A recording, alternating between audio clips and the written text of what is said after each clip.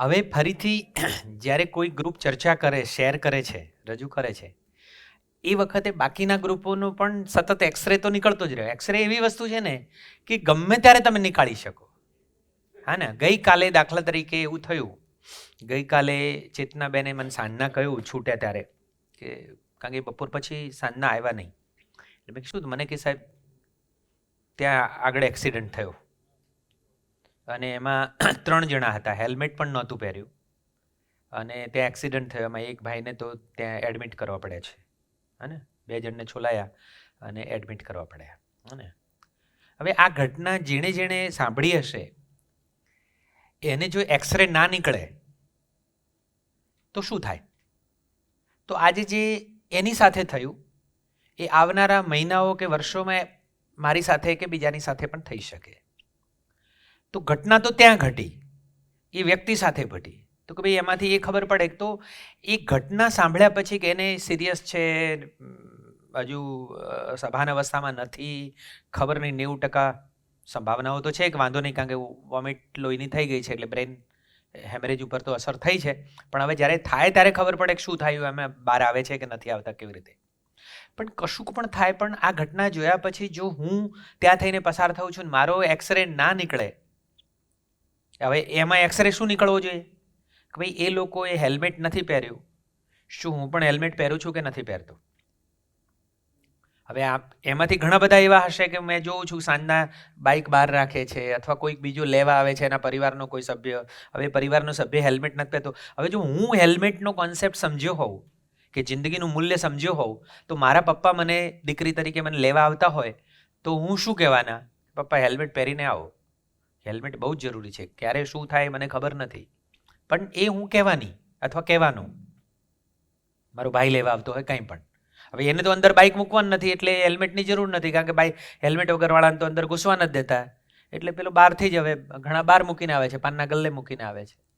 હવે ત્યાં જો એક્સરે નીકળે તો એનું ધ્યાન જઈ શકે કે હું બચી શકું. એક્સરેમાં એ આવવું જોઈએ કે ભાઈ એમાં ટ્રિપલ સવારીમાં બેઠા હતા, તો આપણે પણ ટ્રિપલ સવારીમાં જઈએ છીએ કે નહીં, બીજી શું ભૂલો કરી છે. એક્સરેમાં એ આવ્યું કે ત્યાંથી ફોટો આવ્યો, એચઆરમાં ફોટો આવ્યો અને એના ઉપર નંબર પ્લેટમાંથી ઓલ્યું હતું, પણ એ નંબર પ્લેટને સર્ચ મારો છો તો ઘણા બધાએ તો નંબરને, મોટરસાઇકલના નંબરને અપડેટ નથી કરાવ્યા. હા, તો અપડેટ જ નથી કરાયા. એચઆરવાળા કાલે એમ કહેતા હતા એટલું બધું કરવા છતાંય, કારણ કે અમને તો આમ તો તરત ખબર પડી જોઈએ, જેવો ફોટો આવ્યો ને એની જોડે સર્ચ મારીએ એટલે ખબર પડે કે કોનું બાઇક છે ને સીધું જ એ કર્મચારી અથવા એના પરિવારનો સંપર્ક કરી શકાય, કશુંક પણ કરી શકાય. હા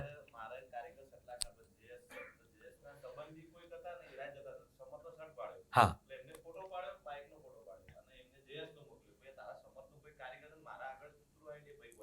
હા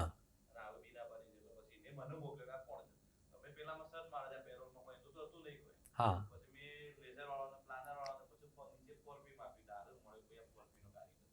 બિલકુલ.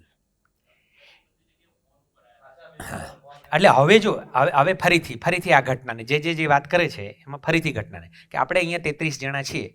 હવે 33 જણા જે લીડરો છે એ દરેક વ્યક્તિના પાસે વધારે ઓછામાં ઓછા રશિયનમાં હશે તો 3 માણસો હશે, 4 માણસો હશે, કોઈકની પાસે વધારે હશે તો 12 માણસ, 14 માણસ, 15 માણસ હશે.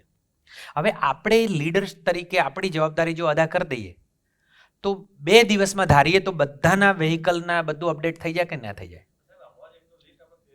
હા હા, એનો મતલબ કે છતાંય કંઈક તો ઓલું રહ્યું હશે, તો પછી આપણે એવું શું કરી શકીએ કે ભાઈ એને સમયાંતરે એનું અપડેટ થાય, હે ને? એના ઉપર આપણે સિસ્ટમ ઉપર કામ કરવું પડશે, કારણ કે જો આવું થાય ને ત્યારે જ આપણને ખબર પડે છે કે કઈ જગ્યાએ આપણે શું ગેપ રહી જાય છે હજુ, હે ને? તો ભાઈ આપણે આવું થતું હોય તો આપણે દર વખતે પગાર આપીએ પહેલાં આનું એક કાગળિયું ફેરવીને જેના બદલાણા હોય એ પૂછીએ, કાંઈ પણ હોય, હે ને? આવું કંઈક ને કંઈક કરવું પડશે. નહીં જો થયું હોય ને, માનો કે આ તો હજુ આનાથી કોઈ ગંભીર સ્થિતિ હોય, બ્લડની જરૂર હોય, ક્યાંક અમદાવાદ કે બહાર લઈ જવા પડે એવું હોય અને એના પરિવારને જાણ કરવી હોય તો કેવી રીતે કરો? કારણ કે એ શોધવામાં જે ટાઈમ જાય એના બદલે સીધું જ અહીંયા ફોટો આવ્યો, નંબર નાખ્યો, ખબર પડી ગઈ કે આ માણસ છે, તરત જ એના ઘરનો કોન્ટેક્ટ નંબર હોય, ત્યાં સંપર્ક થાય, બધું થઈ શકે. અને હા, બીજો એક્સરે નીકળે કે આ શર્ટ, યુનિફોર્મની વાત આપણે ઓપલમાં કરી હતી, ખબર છે? આ ખાલી કપડું નથી, આ આપણી આઈડેન્ટિટી છે, હે ને? તો એ યુનિફોર્મનું ઇમ્પોર્ટન્ટ પણ એના ઉપરથી સમજાય છે. કારણ કે એ તો પેલો કોઈક ફેંદ ત્યારે ખબર પડે કે એના ખિસ્સામાં કાર્ડ છે ને એમાં જુઓ, પણ એ તો એના પહેલાં ખબર પડી જાય કે ભાઈ આ તમારા સમર્થવાળો માણસ છે. એટલે યુનિફોર્મનું તો એક્સરેમાં એ પણ આવે કે હા યુનિફોર્મ પહેરવાનું ઇમ્પોર્ટન્ટ શું છે,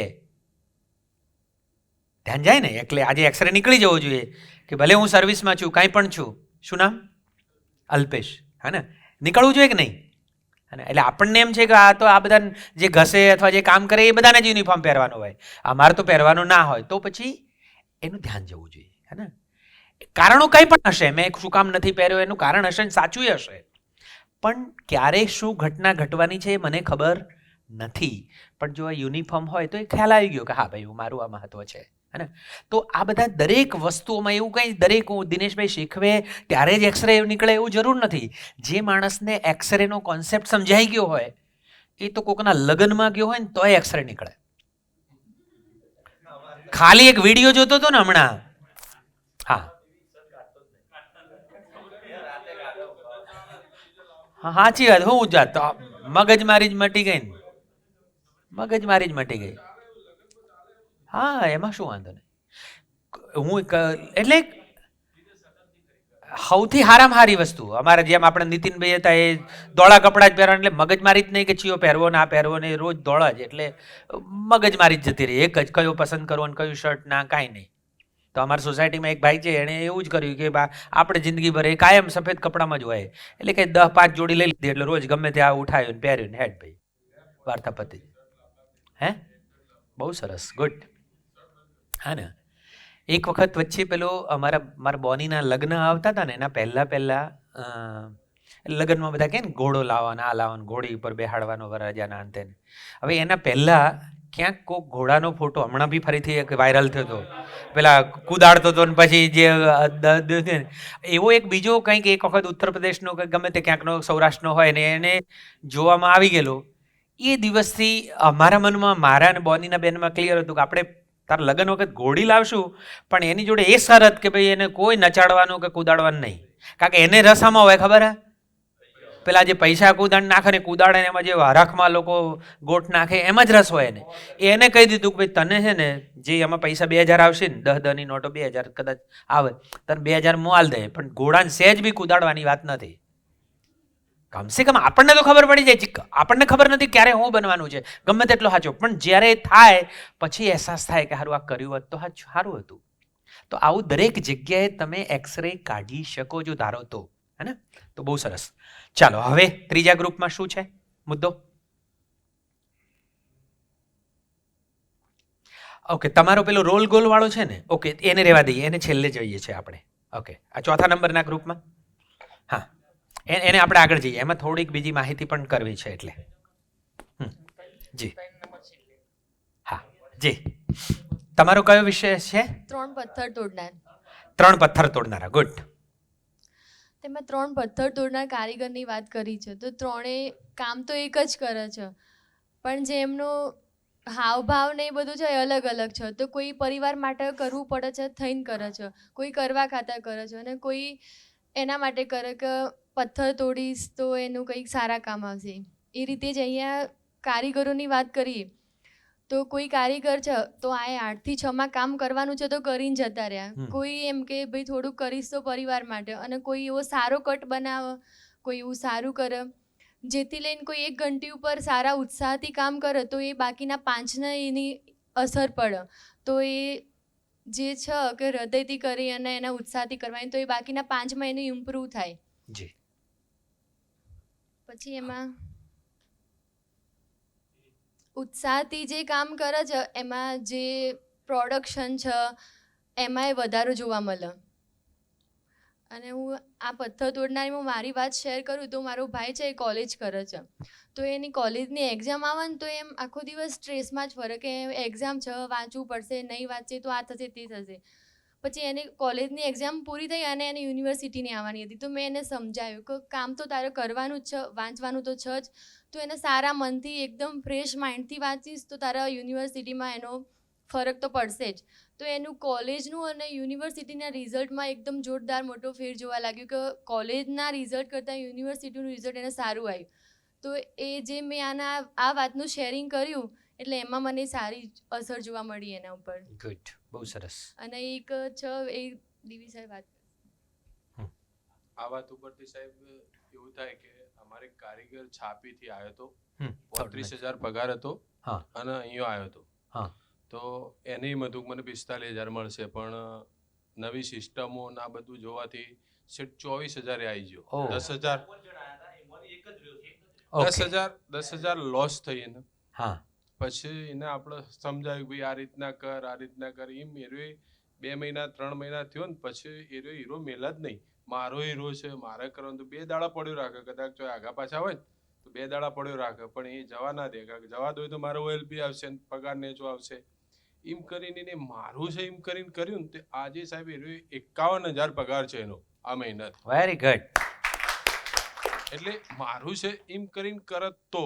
અને ઘણા એવા કારીગર છે કે આપણો કઈ નો કીએ ભાઈ કર તો ના તો એ નેકળીએ જવા માંડ્યા.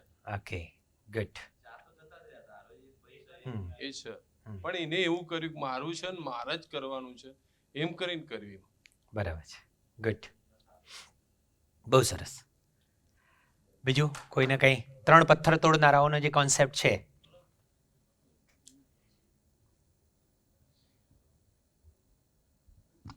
આ ઉપરથી એક જોવા મળે એના પાસે અમે અહીંયા સેમિનાર ભર્યું ને ગઈ વખતનું, એના પાસે અમે ત્યાં ગયા ને તો ઘંટી પર દરેક કારીગર પાસે જવાનું, એની વાત સાંભળવાની, એનો શું તકલીફ છે.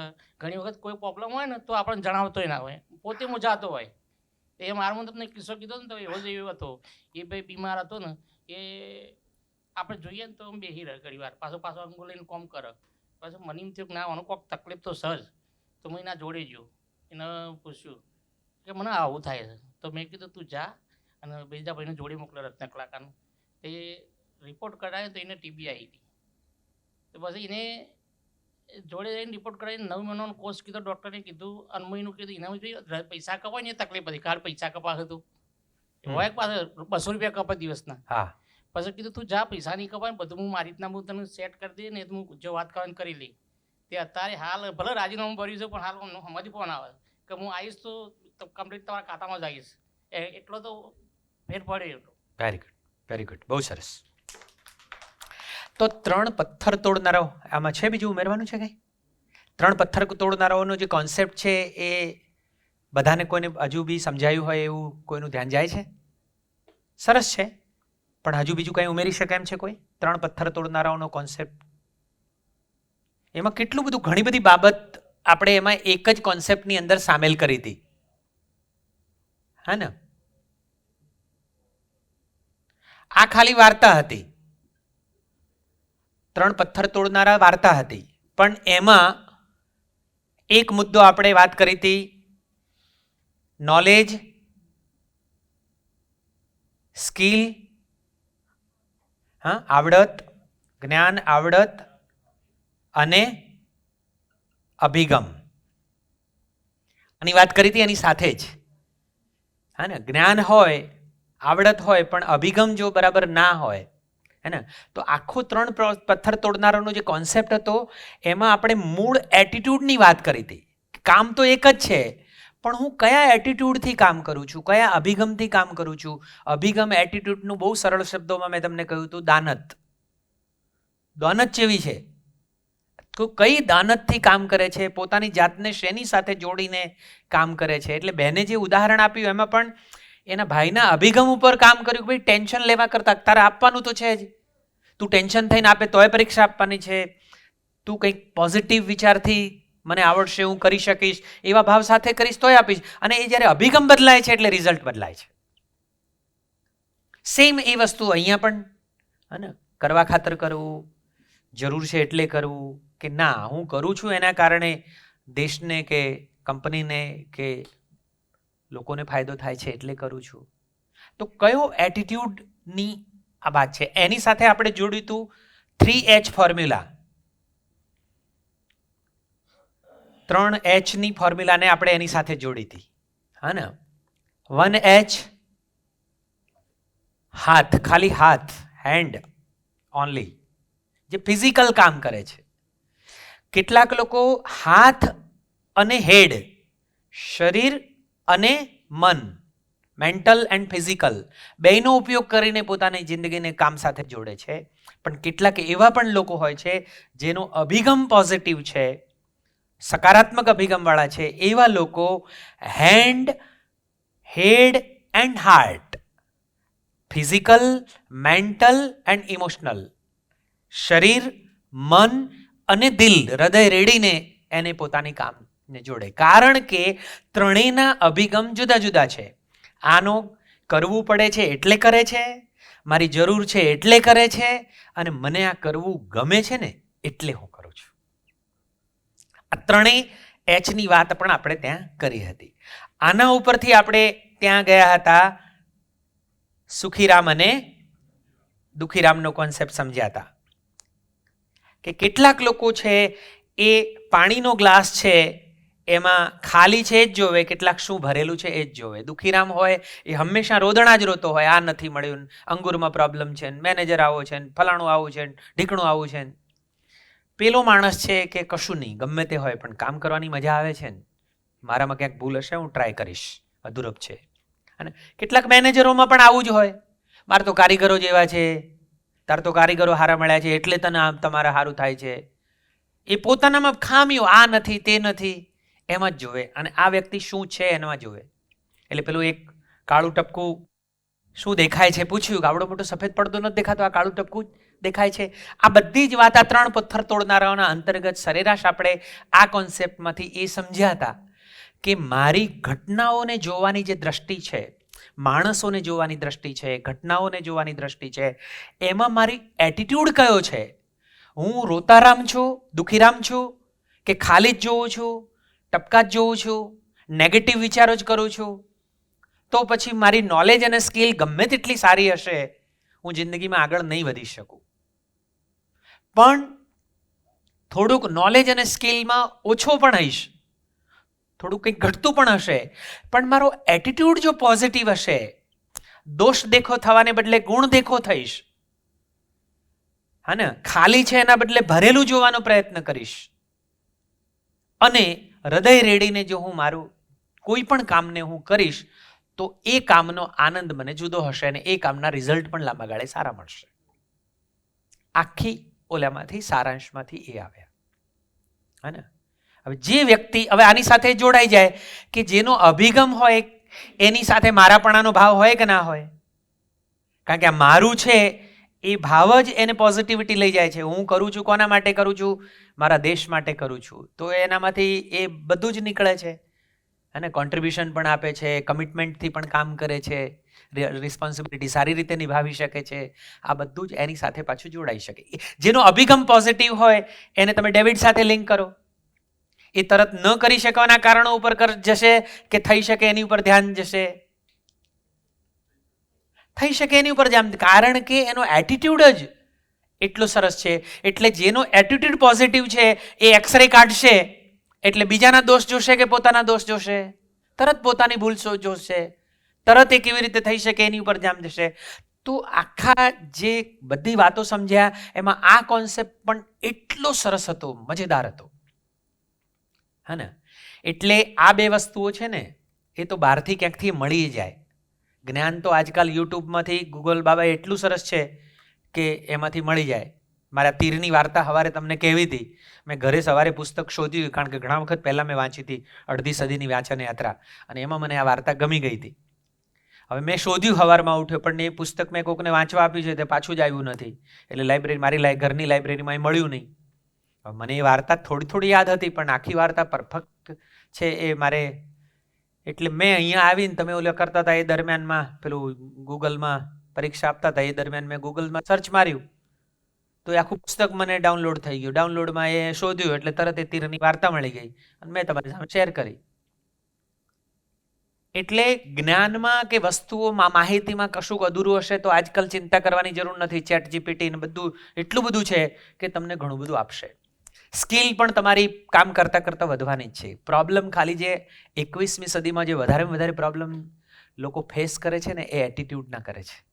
ટાટા જેવી કંપનીઓમાં મેં ઘણા બધા એવા જોયા છે કે જેની ટેલેન્ટ ઊંચી હોય, નોલેજ જોરદાર હોય, વર્ષોનો અનુભવ, એટલા સરસ પોઝિશન બધું હોય, પણ ધીમે ધીમે કોઈક કારણસર એમનો પોતાનો જાત પ્રત્યેનો અભિગમ અને આ ખાલી જોવાની જે ટેવ છે, ટપકા જોવાની જે ટેવ છે, નેગેટિવ વિચારવાની જે ટેવ છે, ના થઈ શકે, ના તો આમ જ છે ને મેં કીધું એ બરાબર જ છે ને હું જ સાચો છું ને પેલાને એને ખબર ના પડે ને હું તમે કામ કરો છો હું કરું છું, આ ધોળા એમને નથી આવ્યા ને, આ બધું જે એટીટ્યુડ જે છે ને એ માણસ ક્યાંક ને ક્યાંક એમાં એવો પાછળ રહી જાય અને પેલા નવા આવ્યા હોય ને પ્રમોશન થઈને આગળ જાય એટલે પછી એને બળતરા ચાલ થાય, તો પેલો માખણીઓ હોય એટલે આગળ જતો રહ્યો ને, એ તો આવો છે એટલે એ તો સાહેબનો ચમચો છે એટલે આગળ જતો રહ્યો ને, એને પોતાના દોષ ત્યાંના પછી એ ના દેખાય. અને અમારી ટ્રેનિંગમાં આવે ત્યારે એનો આયનો ધરીએ કે ભાઈ તું આ સ્થિતિમાં છે એના માટે કોઈ જવાબદાર નથી, ક્યાંક ને ક્યાંક તારો એટીટ્યુડ જવાબદાર છે. અને જ્યાં સુધી તું એની પર કામ નહીં કરીશ ત્યાં હજુ બીજા 5 વર્ષ જશે તો તું આ જ રીતે રોદણા રોતોઈશ અને તું ઘરે તપાસીશ તો આનો અસર તારા ઘરમાં પણ સંબંધોમાં ગયા વગર રહેવાની નથી. હે તો સકારાત્મક અભિગમ એ બહુ જ મહત્વની અને સરસ વાત એ કોન્સેપ્ટમાં હતું. ગુડ, બહુ સરસ. તો એના ઉપરથી આપણે સુખીરામ અને દુખીરામની પણ વાત કરી હતી. તો 3જા નંબરની ટીમ માટે પણ જોરદાર ધન્યવાદ, બહુ ખૂબ સરસ. ગુડ. 4થા નંબરની 5મા નંબરની ટીમ, જી તમારો કોન્સેપ્ટ શું હતો? 4 ગ્લાસની વાત હતી. જી હા જી. એમાં એવું હતું કે એકમાં પાણી 4 ગ્લાસ હતા, એમાં એકમાં પાણી હતી, એકમાં માટી હતી, એકમાં પથ્થરો હતો અને એકમાં ખાંડ હતું. તો અમારે બનવાનું હતું ખાંડ જેવું. બરાબર, ખાંડ જેવા માટે એટલે મીઠાશ વાળું બોલવાનું ને એ બધું કરવાનું હતું. બરાબર, પણ એ વસ્તુ કરવા માટે આપણે શું કરવું જોઈએ એના ઉપર મેં કામ કર્યું. તો પહેલા તો હું એના માટે પહેલું તો કોઈ પણ માણસ અહીંયા સમર્થમાં એના માટે આવે છે, પગાર માટે આવે છે. બરાબર, એ પગાર એને વધારે આવશે તો જ શું કે ખુશ થવાનો છે. જી બરાબર, તો એના પગાર માટે મેં એના માટે કામ કર્યું. તો મારે અત્યારે એક કારીગર એક PhD કરીને છે, એને એવું હતું કે મારો પગાર આવશે જ નહીં, પણ મેં એને જે રીતે કીધું ને એ રીતે કર્યું તો એ ટોપ 2જા નંબરે એને પગાર લઈ ગયો. બરાબર, તો એ ખુશ થઈને મારા પાસે સામેથી આવ્યો, મને કે ના કોઈ દિવસ મારું કીધું નતો કરતો. એ ભાઈ જાતે એને મેં કીધું ને એટલે એને આવું મેં કીધું એવું કર્યું. પહેલી વખત એને ખબર જ હતી કે મારો પગાર આવવાનો જ નથી, પણ કે એક વખત કીધું નહીં આવવાનો તો હું કહું એમ કર ને, તો એને ટોપ 2જા નંબરે એને પગાર લીધો. તો એ સામેથી મને કહેવા આવ્યો કે ના કે આવું જ કરવું જોઈએ, હવે આ પછી આવું જ કરીશું.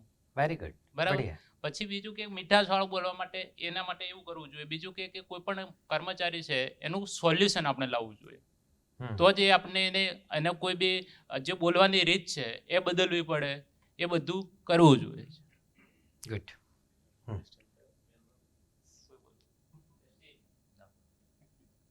ગુડ, ઓકે, બહુ સરસ. તો આ એક કોન્સેપ્ટ, ખાલી એક નાનકડી રમત, 4 ગ્લાસ પાણી ભરેલું છે અને એમાં તમારી પાસે નખાવડાવ્યા, એ બધું પથ્થર પડ્યો ને એ બધું એ ઇમ્પોર્ટન્ટ હતું નહીં, પણ એમાંથી સમજવાની એ વસ્તુ હતી કે આ પાણી જે છે એ તો આપણા માણસો છે, આપણી ટીમ છે, 15 જણની, 10 જણની, 12 જણની, 22 જણની ટીમ છે. એમાં હું એક મેનેજર તરીકે, એક સુપરવાઇઝર તરીકે હું એમાં એન્ટ્રી થાય છે, મને જવાબદારી સોંપવામાં આવે છે. હવે એમાં હું કેવી રીતે, મારો વ્યવહાર કેવો છે, મારું વર્તન કેવું છે, મારી વાણી કેવી છે, મારા વિચારો કેવા છે, એટલે વિચાર, વાણી અને વર્તન આ 3 બાબતોથી મારું ત્યાં જે પાણીની ઉપર જે ઇમ્પેક્ટ થવાની છે, મતલબ ટીમમાં જે ઇમ્પેક્ટ થવાની છે એ એના આધારે થવાની છે. હું પથરાની જેમ મારો ઈગોથી અરે હું મેનેજર છું, મને બધી ખબર પડે, તમે આગળ ખસો, હું જગ્યા લઈ લઉં, તો એ ખાલી પથ્થર જેટલું જ રહેશે. જથ્થો પોતે બીજાને ખસેડીને જગ્યા કરી લેશે એટલું જ. કેટલાક લોકો ધૂળ જેવા છે એટલે પોતાનો મનનો મેલ છે એ પાછો અંદર ચડાવે એની વાત હતી. અને કેટલાક લોકો ખાલી નામના છે કે એમાં પાણી ઉમેરો એટલે જથ્થો વધે, એટલે 13 જણા હતા એના બદલે મેનેજર આવ્યો એટલે હવે 14 જણાની ટીમ થઈ. એનાથી વધારે હોય તોય હું કાઢી લો તોય કાંઈ ફેર પડે નહીં. પણ ચોથી જે લીડરશિપ હતી એ જે લર્નિંગની વાત હતી કે ભાઈ ખાંડ જેવા, એ આપણું બધાનું ધ્યાન ગયું હતું કે પોતાનું જે સત્વ છે એમાં ઓગાળી દે છે ટીમમાં, અને પાણીના એક એક કણને, મતલબ કે આખી ટીમની અંદર મીઠાશને ઘોળી દે છે. અને હવે એ કેવી રીતે ઘોળાય? તો કે ભાઈ એ ત્યારે જ શક્ય છે કે જ્યારે એના વાણીની અંદર ફરક આવે, કર્કશતા ના હોય, એનું વર્તન નાનું મોટું હોય, એ એક માણસને છાજે એવું હોય, એક માણસ થઈને માણસ જેવું વર્તન કરતો હોય, એના વિચારોમાં કંઈક ઉમદાપણું હોય, એ નવું શીખવી શકતો હોય. હવે તમારી ટીમ છે એને તમારા કરતાં સારી ખબર પડતી હોય, તો એ પેલો માન રાખવાનો જ નથી કે બેસ હવે તને શું ખબર પડે, મને ખબર છે. તો હવે એના કરતાં મને જો એ ખબર પડતી હોય તો હું એને કંઈક નવું જ્ઞાન આપી શકું છું, તો એ મારો રિસ્પેક્ટ કરશે એની સાથે. હવે જેના જીવનમાં હું બદલાવ લાવું છું એવા 10 જણા વ્યક્તિને જે નહોતું થાય એવું પગાર મળવાનો જ નથી ને આવી માન્યતા, હમણાં જે વાત કરી કે ભાઈ આટલો પગાર લેતો હતો ને હવે આટલો પગાર લે છે, 5,000નો પગાર વધી ગયો, એની વાત કરી. હવે એમના જીવનમાં જે બદલાવ લાવ્યો ને આવું એ 8-10 મહિના 12 મહિના સુધી કરતો રહે અને એનું જીવન ધોરણ બદલાય. અને માની લો કે 1 વર્ષ પછી તમે અહીંથી સંજોગો વસાત તમારે નોકરી છોડવી પડી, બીજે ટ્રાન્સફર થવું પડ્યું, ત્યાં રહેવું પડ્યું, પરિવારનું કંઈક જરૂરિયાત હતી, કાંઈ પણ થયું, પણ એ વ્યક્તિ તમને ભૂલશે? કારણ કે તમે જે મીઠાશ મૂકીને ગયા એ તમારા જવાથી પણ જવાની નથી, એ આખી ટીમમાં ઘોળાઈ ગઈ. હા, વેરી ગુડ. તો જો આ એક મેનેજર તરીકેનું જે એનાલિસિસ થાય કે ભાઈ 3 મહિનામાં જે કંઈ કામ થયા એમાં ટ્રેનિંગનો પણ હિસ્સો હશે, એ સિવાયની સિસ્ટમોનો પણ જવાબદારી હશે, કારણ કે બોનીભાઈને એ લોકોએ કમ્પ્યુટરની કેટલીક સિસ્ટમો એવી ઊભી કરી કે જેના કારણે એની ઇમ્પેક્ટ આવી છે, કોઈ પણ ઇમ્પેક્ટ આવી, પણ એ સમગ્રતાથી આપણે બધાએ કામ કર્યું. હવે એ જ વીજળી, એ જ માણસો, બધું એના રહ્યું. એવરેજ મેનેજરનો પગાર એટલા હીરા ઉપર પહોંચી પડતો, એટલે ઉત્પાદન વધ્યું હશે, ક્વોલિટી વધી હશે, કંઈ પણ, તો એવરેજ 5,000 પગાર. હું એમ કહી શકું કે મંદિરમાં 5,000નું દાન આપો કે નવરાત્રિમાં 2,500 રૂપિયા લખાવો કે આરતી બોલો, આ બધા કરતાં સૌથી મહત્વનું દાન કોઈકના ઘરમાં મારા કારણે 2,000-3,000 રૂપિયા જો વધારે જવાના શરૂ થઈ ગયા તો એનાથી મોટું પુણ્યનું કામ બીજું શું હોઈ શકે. એટલે જીવન વિદ્યા ઘણી વખત એમ કહે છે કે જીવતા મંદિરોમાં, હા ને, જીવતા જે મંદિરો છે એની અંદર માણસાઈની પ્રતિષ્ઠા ન કરી શક્યા એટલે પથ્થરોની અંદર પ્રાણ પ્રતિષ્ઠા કરવાની જરૂરત પડે છે. બાકી જો આ બધા જે દેવાલયો, જીવાલયો છે એની અંદર એ ખરેખર માણસાઈની પ્રતિષ્ઠા કરી શક્યા હોય, એની અંદર સમજણની પ્રતિષ્ઠા કરી શક્યા હોય અને એ એવી સરસ રીતે ઉમદા રીતે જીવતો થાય તો પછી એ મારું મેનેજરપણું છે એ સફળ થાય. અને એ દાનથી ઓછું નથી, હે ને.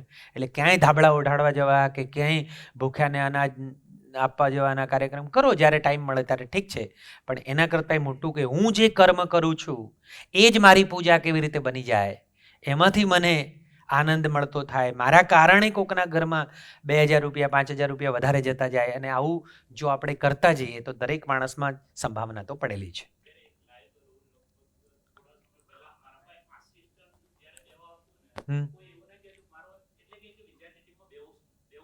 હા હા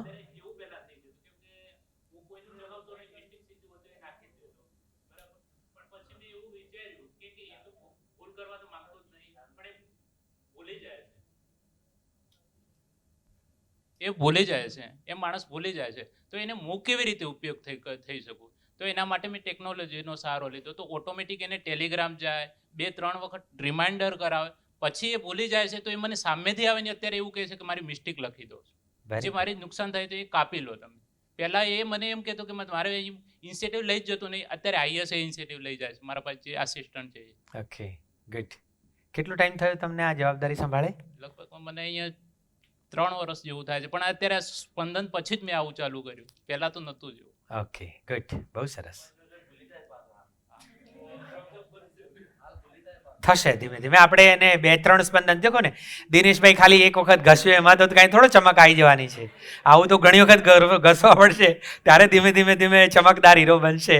પણ આશા છે, જો એક વસ્તુ યાદ રાખીએ કે પહાડની ચોટી ઉપર પહોંચવું હોય, પહાડની, હા ને, ટોચ ઉપર પહોંચવું હોય ત્યારે શરૂઆત ક્યાંથી કરવી પડે? એક પગલું ભરો તો બીજાની ઉમ્મીદ છે, બીજું ભરો તો ત્રીજાની ઉમ્મીદ છે. હવે એકેય પગલું જો ના ભર્યું હોય તો જિંદગીમાં ક્યારેય ક્યાંય પહોંચવાના નથી. એટલે વિજય જો ભલે બીજું બધું ભૂલી જતો હોય, ક્યારેક ભૂલી જતો, પણ એક ડગલું ભરીને જો એણે શરૂઆત કરી દીધી છે તો શરૂઆત તો બેસ્ટ છે. હા, ગુડ, બહુ સરસ, હે ને. એટલે પોતાનો એક્સેન્ટ નીકળ્યો હશે, ડેવિડ બન્યા હશું, વર્તન બદલ્યું હશે, ટોન બદલાયો હશે, વ્યવહાર બદલાયો હશે, અને એ જે મારી આદત બની જાય, એ પ્રેક્ટિસમાં આવશે, એનાથી જ આદત બનશે. કોઈ પણ જે આ આવડત છે, આ કમ્યુનિકેશનની સ્કિલની આવડત છે, એ તમારી આ પ્રેક્ટિસમાં આવતી જશે એમ તમારી આ સ્કિલ વધતી જશે, માણસને મેનેજ કરવાની, માણસની સાથે ભળી જવાની, આ બધી વધતી જશે. એ પ્રેક્ટિસનો વિષય છે. ગુડ. 5 નંબરની ટીમ માટે પણ તાળીઓ. બહુ સરસ. યસ. એના પછી નેક્સ્ટ કોન્સેપ્ટ 6 નંબરની ટીમ. જી, તમારે શું હતું? હલો. હા, અમારા ત્યાં ઓલી જે આપણે ચોકલેટ, તમારો કયો વિષય હતો? હા મતલબ જે ચોકલેટની ગેમ રમ્યા હતા કે રૂપિયાની હા, હા, ચોકલેટ હા. હતી અને એ 10 રૂપિયામાં વેચવાની હતી. હા, એટલે ખાલી પહેલાં એ ગેમની વાત કરું તો જ્યારે આપણે એ ગેમ સાંભળી એટલે તો બધાના માઇન્ડમાં એ જાય હતું કે ઇમ્પોસિબલ છે હા. કે રૂપિયાની ચોકલેટ એ 10 રૂપિયામાં કેવી રીતે લઈ શકીએ. તો એ જે ગેમ છે એના પરથી આપણે અત્યારે રૂટીન લાઈફમાં બી જોઈએ તો ઘણીક વસ્તુ, ઘણા મેનેજમેન્ટ તરફથી ટાસ્ક એવા આવી જતા હોય છે કે આપણો ફર્સ્ટ થોટ તો એવો જ આવે છે કે આ વસ્તુ ઇમ્પોસિબલ છે. બરાબર. નીચે કોઈને આપવાનું હોય, ડિલિવર કરવાનું હોય તો એવું થાય કે આપણા જોડે જે ટીમ છે એ ટીમ તો આ વસ્તુ કરી જ નહીં શકે. તો એ ટાઈમે આ ગેમ પરથી એવું સમજાવવામાં આવ્યું છે કે કશું ઇમ્પોસિબલ તો છે જ નહીં. પહેલાં તો અગર રૂપિયાની ચોકલેટ છે 10 રૂપિયામાં તમે વેચી શકો છો. એ કેવી રીતે? તો તમે કોઈ બી ટાસ્ક આવ્યું છે તો એ ટાસ્ક પાછળનું શું મોટિવ છે, એની પાછળનો શું હેતુ છે, એ તમને પહેલાં તો ક્લિયર હોવો જોઈએ. જી. પછી એ મોટિવ તમે સામેવાળાને ડિલિવર કરો છો તો એને એ રીતે કરો કે એની જે નીડ છે એને એની સાથે આપણે મિક્સ કરીને ડિલિવર કરી શકીએ. મતલબ કોઈ બી માણસ છે તો પહેલાં ખુદની જ નીડ ચેક કરે અને પછી સામેવાળાની નીડને શોધવા જાય. એટલે કોઈ બી વસ્તુ એમની જોડેથી કરાવી હોય તો મતલબ ઘણી વખતે અમારે ત્યાં એચઆરમાં એવું થતું હોય છે કે મેનેજમેન્ટ ટોપ લીડરને એવા ટાસ્ક આપી દેતા હોય છે તો અમને પહેલાં એવો જ ક્વેશ્ચન આવી જાય કે અમારી નીચેની ટીમ આ કામ નહીં કરી શકે કે નહીં જ કરે. પણ એ વખતે અમે એવું કરીએ છીએ કે એ માણસ જે છે એને મતલબ પૈસાની નીડ તો સેકન્ડ વસ્તુ છે, પણ આ જે કામ એ કરશે, લાઈક ઓવર ટાઈમ કરીને કામ કરવાનું હોય પણ સામે સેલરી મળતી નથી એ લોકોને, તો એક નેગેટિવ થોટ આવી જાય કે હું કેમ કરું. તો એ વખતે એ તો પ્રોફિટ નથી થતો સેલેરીનું, પણ એનાથી એમની જે સ્કિલમાં ઇમ્પ્રુવમેન્ટ આવે છે, એ કોઈ ટાસ્ક બેસીને ઓવર ટાઈમ કરે છે તો ક્યાંક ના ક્યાંક એક કામ કરેલું આગળ જઈને તો કામમાં આવવાનું જ છે. તો એ રીતે ડિલિવર કરીએ કે ભાઈ આ તને પ્રોફિટ નથી મળતો પણ એની સામે જે દેખાતો નથી પ્રોફિટ એ મળે છે, તો તું આ કામ કરીશ તો આ રીતે થશે. એ રીતે કન્વે કરીએ વાત આપણે તો આ વસ્તુ પોસિબલ થઈ શકે છે. મતલબ હાલ એ કામ, બીજી કોઈ વસ્તુ છે કે હાલ કોઈ કામ કરી રહ્યા છે તો એ ખોટું નથી, એ સાચું જ છે કરી રહ્યા છે, પણ એને આ રીતે કરીએ તો એનાથી શું બેનિફિટ એમ્પ્લોયીને બી થઈ શકે ને કંપનીને બી થઈ શકે. એ બંને વસ્તુ જો આપણે કમ્યુનિકેટ કરી શકીએ તો એ વસ્તુ પોસિબલ છે. એ અમે હું સમજ્યા છીએ અમારી ટીમ પરથી. જી, ગુડ. તો આ ચોકલેટની જે રમત હતી એ પણ રમત તો ખાલી, જો આપણે કોઈ પણ રમતો જેટલી પણ કરી, આ બધી જ રમતો એ ખાલી એ કોન્સેપ્ટને પકડવા માટે હતી, એના ઉપર ધ્યાન લઈ જવા માટે હતી. રમત ઇમ્પોર્ટન્ટ હતી નહીં, હા ને? તો એમાં ખાલી એટલું હતું કે ભાઈ 1 રૂપિયાવાળી ચોકલેટ હતી અને તમને કહ્યું હતું કે આ 10 રૂપિયામાં વેચવાની છે. પહેલી વખત તો શરૂઆતમાં તો શું લાગે કે આ રૂપિયાની વસ્તુ 10 રૂપિયામાં થોડી કોઈ લે. તો અહીંયા ખરેખર વાત ચોકલેટ વેચવાનો મતલબ શું હતો? ચોકલેટ વેચવી એટલે વાસ્તવિક રીતે આપણે કંઈ થોડા આપણા કારીગરોને ચોકલેટો વેચવાની છે. તો ચોકલેટ વેચવી મતલબ શું છે? ચોકલેટ વેચવી મતલબ કોઈ એક વિચારને વેચવો.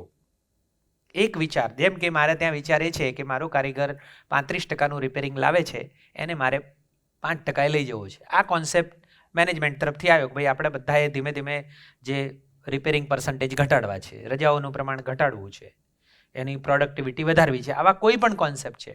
હવે એ મારે વેચવાનો છે. હવે જ્યારે હું વેચવા જાઉં છું, હવે એ ક્યારે વેચાશે ને ક્યારે નહીં વેચાય, ક્યારે મારી વાત છે એ પેલાના હૃદય સુધી પહોંચશે અને નહીં પહોંચે, એનો આધાર કે ભાઈ આ ચોકલેટ વિશે હું મારી વાતને કેવી રીતે મૂકું છું, હે ને?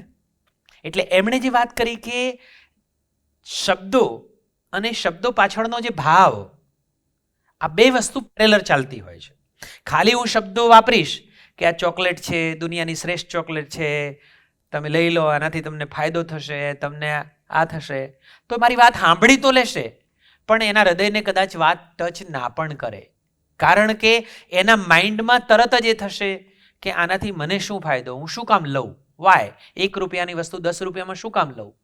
અને જ્યાં સુધી આ વાયનો ઉત્તર ના મળે, હે ને, હું શું કામને રિપેરિંગ ઘટાડું, હું શું કામને રજાઓ ના પાડું, મારે ઘરે કામ હોય છે, લૌકિક ક્રિયાઓ હોય છે, ખેતરમાં પાણી વળે છે, આ બધું એના મનમાં ચાલે છે, અને તમે એમ કહો છો કે રજા ના પાડ, તો આ રજાઓ શું કામ ના પાડું, આ વાયનો ઉત્તર જો એના મનમાં તમે ક્રિએટ કરાવી શકો, તો ધીમે ધીમે આજ નહીં તો કાલ એ આદતમાંથી છૂટી અને રજાઓ નહીં પાડવાની, એટલે તમારી ચોકલેટ વેચાઈ ગઈ, એનો અર્થ તમારી વાત છે એના હૃદય સુધી પહોંચી ગઈ અને એનામાં બદલાવ આવ્યો, એનું રિપેરિંગ ઘટી ગયું અને એમાં બદલાવ આવ્યો. એને 25 હીરા બનતા હતા, એના બદલે 35 બનવા માંડ્યા, એનો મતલબ કે તમારી ચોકલેટ વેચાઈ ગઈ.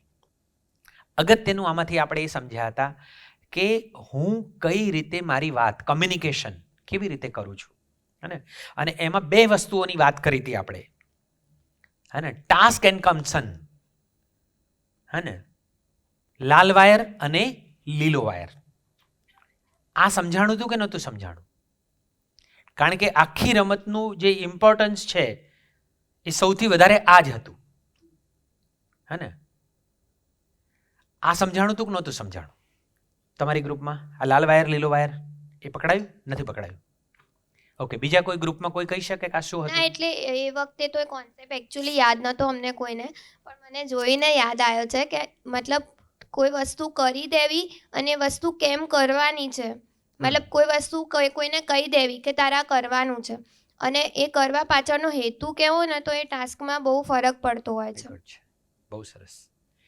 એટલે મારા શબ્દો, ચોકલેટ વેચવા માટે વાપરું છું એ શબ્દો, અને એ શબ્દોની પાછળનો મારો ઉદ્દેશ અથવા મારો ભાવ, એ તો ઘણી વખત કમ્યુનિકેશનમાં શબ્દો તો ખાલી કાન સુધી પહોંચે છે, પણ ભાવ છે ને હૃદય સુધી પણ પહોંચી શકે છે.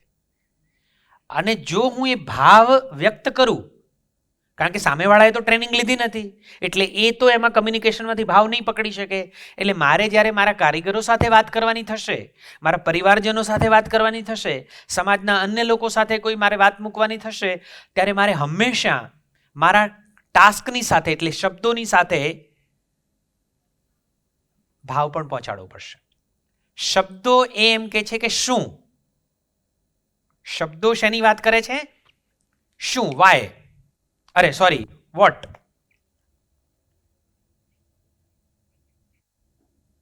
હે ને, વોટ એટલે શું, આ શબ્દોની વાત છે.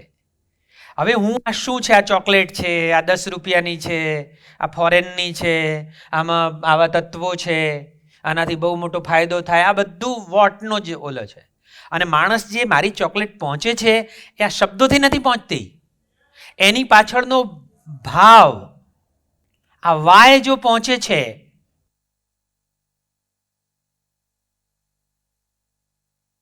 ખરીદીનું કારણ શું, એનું વજન શું કે જેના કારણે હું લઉં, અને એ જે દિવસે પહોંચી જાય, હા ને, એટલે પછી એ કોન્સેપ્ટ તમારો સામેના દિલ સુધી પહોંચી શકે. એટલે હું જ્યારે એમ કહું છું કે યાર અમે એક એવી એનજીઓ, એટલે મારામાં કોઈ દંભ નથી, જે છે કહી છું કે ભાઈ જો આ ચોકલેટ રૂપિયાની જ છે, પણ અમે એક એવી સંસ્થામાં કામ કરીએ છીએ કે જેનાથી બાળકો આમ પહોંચે છે. અમે મફત કોઈની પાસે કશું માંગતા નથી, એટલે હું તમને રિક્વેસ્ટ કરું છું, શું તમે આ 10 રૂપિયામાં ચોકલેટ લેશો? હવે એને સીધું કોઈ દંભ, અંદર ગેરસમજ થતી નથી, અને એના મનમાં એ જાગે છે ઠીક છે, આમ કેટલાય તમાકુમાં ગુટકામાં પૈસા ખર્ચી નાખે છે, એક 10-9 રૂપિયા એમાં જશે, વધારાના રૂપિયાની વસ્તુ આવશે ભલે, પણ વાંધો નથી, લાવો. હવે અહીંયા દરેક જગ્યાએ ચેરિટીની વાત નહીં હોય, પણ જ્યારે હું એને એમ કહું છું કે તારું 35% રિપેરિંગ છે અને એ કોન્સેપ્ટ મારે વેચવો છે, એના ત્યાં પહોંચાડવું છે, અને એને 5% સુધી લઈ જવું છે, તો હું એની સાથે વાતચીત કરવાની મારી પદ્ધતિ, કે જો બહુ સરસ, તું 2 વર્ષથી કામ કરે છે, પાછલી જો શીટ જો, આ શીટમાં દર મહિને તારું આટલા ટકાનું રિપેરિંગ આવે છે, ખાલી તારું જ. જો જાન્યુઆરીમાં આટલા ટકા હતું, ફેબ્રુઆરીમાં આટલા હતું, એના પહેલાં નવેમ્બર ડિસેમ્બરમાં પણ આટલા ટકા હતું, બરાબર. અને મને પૂરી ખાતરી છે કે તું જાણી જોઈને તો આવું નહીં જ કરતો હોય. મને પૂરી, હવે તમે એને મોટો કર્યો, મને પૂરી ખાતરી છે કે તું જાણી જોઈને તો કયા હીરો બગાડતો નહીં હોય, તોડતો નહીં હોય, હા ને. એનો અર્થ એમ થયો કે તું જાણી જોઈને નથી કરતો, પણ છતાંય થઈ જાય છે. ઓકે, થઈ જાય છે, આનાથી કોને નુકસાન, શું નુકસાન, એની ચર્ચા હું તો બોલજો. તને શું લાગે છે શું નુકસાન થાય, તને શું નુકસાન થાય, કંપનીને શું નુકસાન થાય. અને એ નુકસાનની જ્યારે વાત કરશે, તમે એને જે પૂછશો ત્યારે એના મગજમાં જે ક્રિએટ થશે ઘણું બધું, કે યાર આમાં તો લાઇટે બળે છે ને, આ એ થાય છે ને, મારો ટાઈમ બગડે છે ને, ફરીથી રિપેરિંગ કરવું પડે છે ને, વજન ઘટે છે ને, કંપનીને નુકસાન છે ને, આ બધું. ઓકે, હવે તને શું લાગે છે આપણે આને ઘટાડી શકીએ? આપણે એના જ કોર્ટમાં દડો નાખીએ, એને જ વિચારવા માટે મજબૂર કરીએ. તને શું લાગે છે આપણે આને ઘટાડી શકાય? કે હા, ઘટાડી શકાય. ઓકે, તને ઈચ્છા છે ઘટાડવાની? જો આવ થાય, આ 35માંથી તું માનો કે આવતા મહિનેથી 35માંથી 25 જાય એપ્રિલ મહિનામાં, 25માંથી મે મહિનામાં તારું ઓર 20% ઘટે, 5% ઘટીને 20 જાય, મે જૂન એપ્રિલ જુલાઈમાં તું ધીમે ધીમે ઓર 15% થાય, અને આવું થાય તો તને ગમે? તો કે હા ગમે ને. આવું કરવું છે? કે હા કરવું છે ને, હું તને મદદ કરી શકું, આપણે બે સાથે મળીને કરીએ. ચલો આપણે શોધીએ કે ભાઈ શેના કારણે આવું થાય છે. તું જાણી જોઈને તો કરતો નથી, અને છતાં થાય છે તો કોઈ કારણો હશે. હવે આ હીરો બગડવાના કારણો કયા કયા, એની સાથે તમે ચર્ચા કરાવો, આ કરાવો, એના ઉપર ધ્યાન આપો, એની જગ્યા ઉપર જઈને જાઓ, કઈ કઈ બાબતો એને ઇમ્પેક્ટ કરે છે એની ઉપર ધીમે ધીમે ધીમે ધીમે ધીમે તમે કરો તો તમારો કોન્સેપ્ટ વેચાઈ જાય કે ના વેચાઈ જાય, હે ને? એટલે શબ્દો અને શબ્દોની પાછળનો મારો ભાવ, કે મારો ભાવ એ છે કે તું મારા ખાતામાં બેઠો છે અને તારું કામ વધવું જોઈએ. તારા ઘરમાં 2000-5000 વધારે આવશે તો મને પણ ગમશે. કમસે કમ મારો તો ફાયદો છે જ, કારણ કે મારું કામ થશે તો મેનેજર તરીકે મારું કામ સારું દેખાશે, કંપનીને ફાયદો થશે. પણ મને એના કરતાં વધારે આનંદ એ થશે કે તારા ઘરમાં 2000-3000 વધારે આવતા થશે ને, તો તારા જે નાના નાના છોકરાઓ બે છે ને એનું ભણતર તું સારું કરાવી શકીશ. એના 5-25 વર્ષ પછી અવસર આવશે તો ખૂબ આનંદપૂર્વક તારા કુટુંબ સમાજને સાથે અવસર કરી શકીશ. આ બધું એનામાં એ ભાવ તત્વ જ્યારે ક્રિએટ કરું છું તો ધીમે ધીમે એની સંભાવનાઓ એના ત્યાં જાય છે, અને આજ નહીં તો કાલ એ ચાવી કદાચ લાગી જાય છે અને ચોકલેટ વેચાઈ જાય છે, હે ને? મેં આમાં તમને ઘણા બધા ઉદાહરણો આપ્યા હતા. તો આમાં કન્સર્ન પહોંચાડવાનું જે રીત છે જુદી જુદી હોઈ શકે. મેં કહ્યું હતું ને કે ઘરે પહોંચ્યો ને પેલી કે આ તો કઈ ટાઈમ છે આવવાનો, આ તો કોઈ ટાઈમ છે, બોલે છે, ગુસ્સો છે, એ ટાસ્ક છે, પણ એની પાછળનું કન્સર્ન શું છે? એની પાછળનું કન્સર્ન એ છે કે એને મારી ચિંતા છે. તો મારી ચિંતા કોણ કરવાનું? જે મારા હોય એ જ. તો મારી પત્ની મારા ઉપર ગુસ્સો કરે છે, એ દેખાય છે ટાસ્ક, લાલ વાયર દેખાય છે. હવે લાલ વાયર જો હું પકડું તો સામે હું શેમાં વાત કરું? લાલ વાયરમાં. તો કોઈ રખડવાનો તો જો કમાવા જતો એવું હોય તારા બાપાને કે હેલિકોપ્ટર મોકલે, અને પછી ભડાકા થઈ લાલ વાયર ભેગા થાય. યાદ આવી ગયું આ બધું? હા, એટલે હવે એણે તો ટ્રેનિંગ નથી લીધી, એટલે એ તો એની જેવી સમજણ છે એવી રીતે વ્યક્ત થશે. પણ મને તો ખબર છે ને કે ભાઈ દરેક કમ્યુનિકેશન હોય છે એમાં એક દેખાય એવું ટાસ્ક હોય છે, પણ એની અંદર ના દેખાય એવો એક લીલો વાયર કન્સર્ન ચાલતું જ હોય છે. એટલે કમસે કમ હું એના ઉપર ધ્યાન લઈ જાઉં કે એ શું છે. હવે આને પેલાની સાથે પણ જોડી શકો. ઓપલમાં જે કર્યું હતું, કેટલા ચોરસ દેખાય છે? 16 દેખાય છે અને 30 જોવાના. તો 16 દેખાય છે, 30 જોવા માટે પ્રયત્ન કરવો. લાલ દેખાય છે, લીલો વાયર શું હોઈ શકે એનું? તો ભાઈ આ કહેવા પાછળ આ ગુસ્સે થાય છે એની પાછળનો એનો ભાવ શું હોય? શું એ મને શું કહેવાય ઓલો કરવા માંગે છે, ડિપ્રેસ કરવા માંગે છે, મને દબાવી દેવા માંગે છે, મારી ઉપર એનો હક જમાવવા માંગે છે? તો ના ભાઈ, ક્યાંક તો એવું હશે કે એ મને પ્રેમ કરે છે, અને મને પ્રેમ મારા પરિવારવાળા જ કરે. એનો મતલબ કે એને ચિંતા છે કે આમ તો અડધો કલાકમાં આવી જાય, હજુ આટલો બધો કેમ ટાઈમ થયો, ફોન ના આવ્યો? હે? હા હા હા હા હા, ગુડ, બહુ સરસ, બહુ સરસ. એટલે જો આ જે થવા માંડે ને કે જે કંઈ વાત કરીએ એમાં પોતાની ભૂમિકાને એડ કરી અને જોતા થઈ જઈએ ને તો બહુ સરસ, ગુડ, હે ને?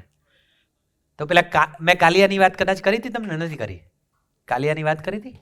અમે લોકો ઓડિશામાં કામ કરીએ અને ત્યાં અમારી ટીમ કામ કરે ઓડિશામાં 4 જણની. હવે હું દર મહિનામાં 2 દિવસ કે 3 દિવસ જતો હોય. એક વખત સાઈડ ઉપર ગયો એટલે ત્યાં અમારું કામ સેફ્ટીનું છે. ત્યાં સેફ્ટીમાં બિહેવિયરમાં એને આવે, હે?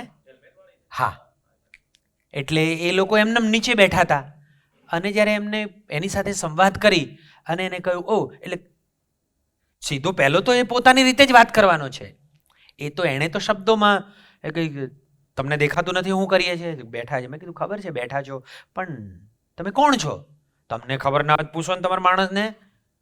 હવે એ તો પોતાના ટોનમાં જ છે, પણ મને ખબર છે કે મારે મારી ચોકલેટ ત્યાં વેચવાની છે, તો એ ભલે ગમે તે ટોનમાં બોલે, પણ મારે એના મગજમાં આ કલ્પના આવે કે હું કરી રહ્યો છું એ બરાબર નથી કરી રહ્યો, અને એમાંથી એ બહાર નીકળીને મારી ચોકલેટ ખરીદે એટલો જ મારો હેતુ હતો. અને એના માટે મેં કોમ્યુનિકેશનની ચાવી લગાડી. હો ભાઈ, એને પૂછવું એના બદલે તું જ કે ને ભાઈ, અમે કાલિયાના માણસો. ઓ મેં કાલિયો કોણ છે ખબર નથી, પૂછો એને. અરે બધું એને હું પૂછવું, તું જ કે. કાલિયો અમારો લીડર છે, ડોન છે. ઓ સોરી સોરી સોરી સોરી, કાલિયાના માણસો બેઠા રહો, કાંઈ વાંધો નહીં. હવે જો મેં આટલું કર્યું એટલે એના અંદર કાંઈક તો હળવળાટ થયો જશે કે સારું અત્યાર સુધી સમજાવવાની વાત કરતા ના કાલિયાનું નામ પડ્યું એટલે 2 ડગલા પાછા હટ્યા. સોરી સોરી સોરી, કાલિયાના માણસો બેઠા રહો, કોઈ વાંધો નહીં. હા, હમણાં જ ઉપરથી એક હથોડો પેલો પડશે અને તમે તો હેલ્મેટ પહેર્યું નથી, અને ભૂલથી હથોડો પડતો પડતો અહીંયા આવશે એટલે હથોડો રૂકી જશે. ખબર છે કેમ? એટલે અમારા માણસ કે તમે તો કાલિયાના માણસ છો. એટલે હવે તરત એના મગજમાં કાંઈક તો ઝબકારો થવાનો જ છે. આ ઉદ્દેશ મારો કહેવાના ધીમે ધીમે એના તરફ ધ્યાન એનું જવાનું જ છે. એટલે તરત ચોંકે, કાંઈ વાંધો, બેઠા રહો બેઠા રહો, હજુ બી ચિંતા ના કરો. અહીંયા હેલ્મેટ નથી પહેર્યું ને બૂટ જૂતાય નથી પહેર્યા. હવે તમે ઊભા થઈને ચાલતા જશો ને બરાબર ખીલી આવશે ને એટલે આ બૂટ અહીંયા અટકી જશે, ચપ્પલ અટકી જશે. શું કામ ખબર છે? એટલે હવે પેલા માણસો અવાજ વધાર્યો, તમે સાહેબ એ તો કાલિયાના માણસ. સોરી સોરી સોરી સોરી, શું હજુ ચિંતા ના કર. નાના બાળકો છે ને, હવે આ હેલ્મેટ નથી, આ જૂતા નથી પહેર્યા, તો બાઇક ઉપરનું હેલ્મેટ તો થોડું ખરીદ્યું હશે તમે. એટલે હેલ્મેટ વગર તમે 3 જણા જતા હશો અને ભૂલથી નહીં ને કાંઈક આગળ પથ્થરો આવી ગયો અને બાઇક આમ ઘસેટાશે અને આમ ઘસાતું ઘસાતું આમ માઇલસ્ટોન બરાબર આટલું પહોંચશે, એક બાકી હશે 1 ફૂટ, અને બાઇક ચોંટી જશે. એટલે પેલા જોશે કે સાહેબ ઈવન તો કોઈ ના થાય, કાલિયાવાળા. એટલે હવે ઢાંકણું ખુલી ગયું. હવે લાલ વાયરની સાથે લીલો વાયર એને પકડાઈ ગયો કે દિનેશભાઈ આ બધી મગજમારી કરે છે હું કામ? ચિંતા ના કરતા, તમે મરી જાઓ ને તોય આ 2 નાના નાના છોકરાઓ ના લગ્ન થઈ જશે. કેમ? કાલે. એટલે એને ખબર પડી છે કાલિયો કોઈ ના કરે.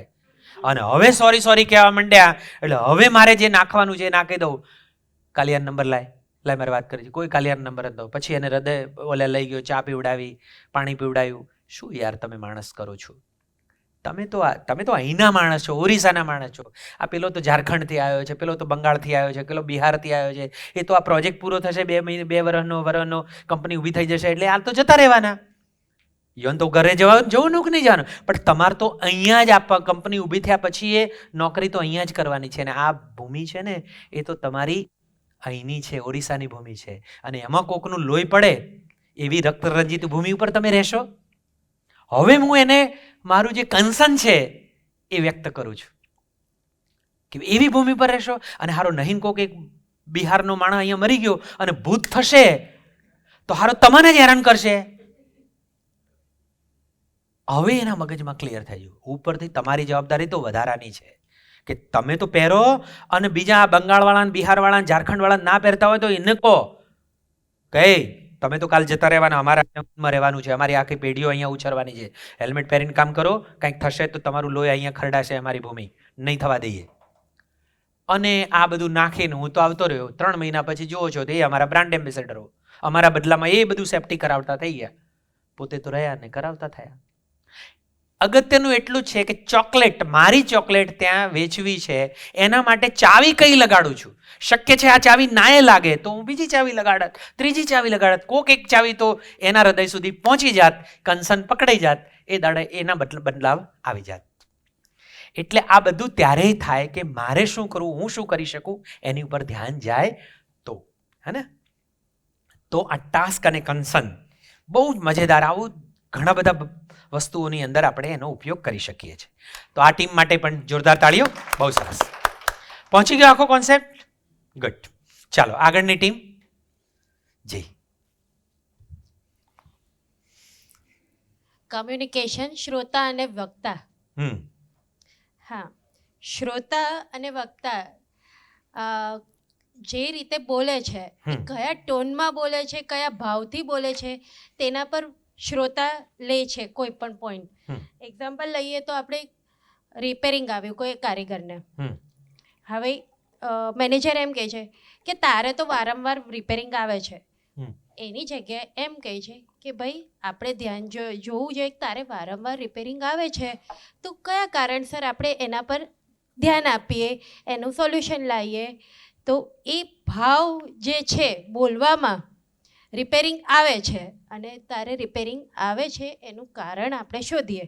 એ બે ભાવમાં ઘણો ફરક પડે છે.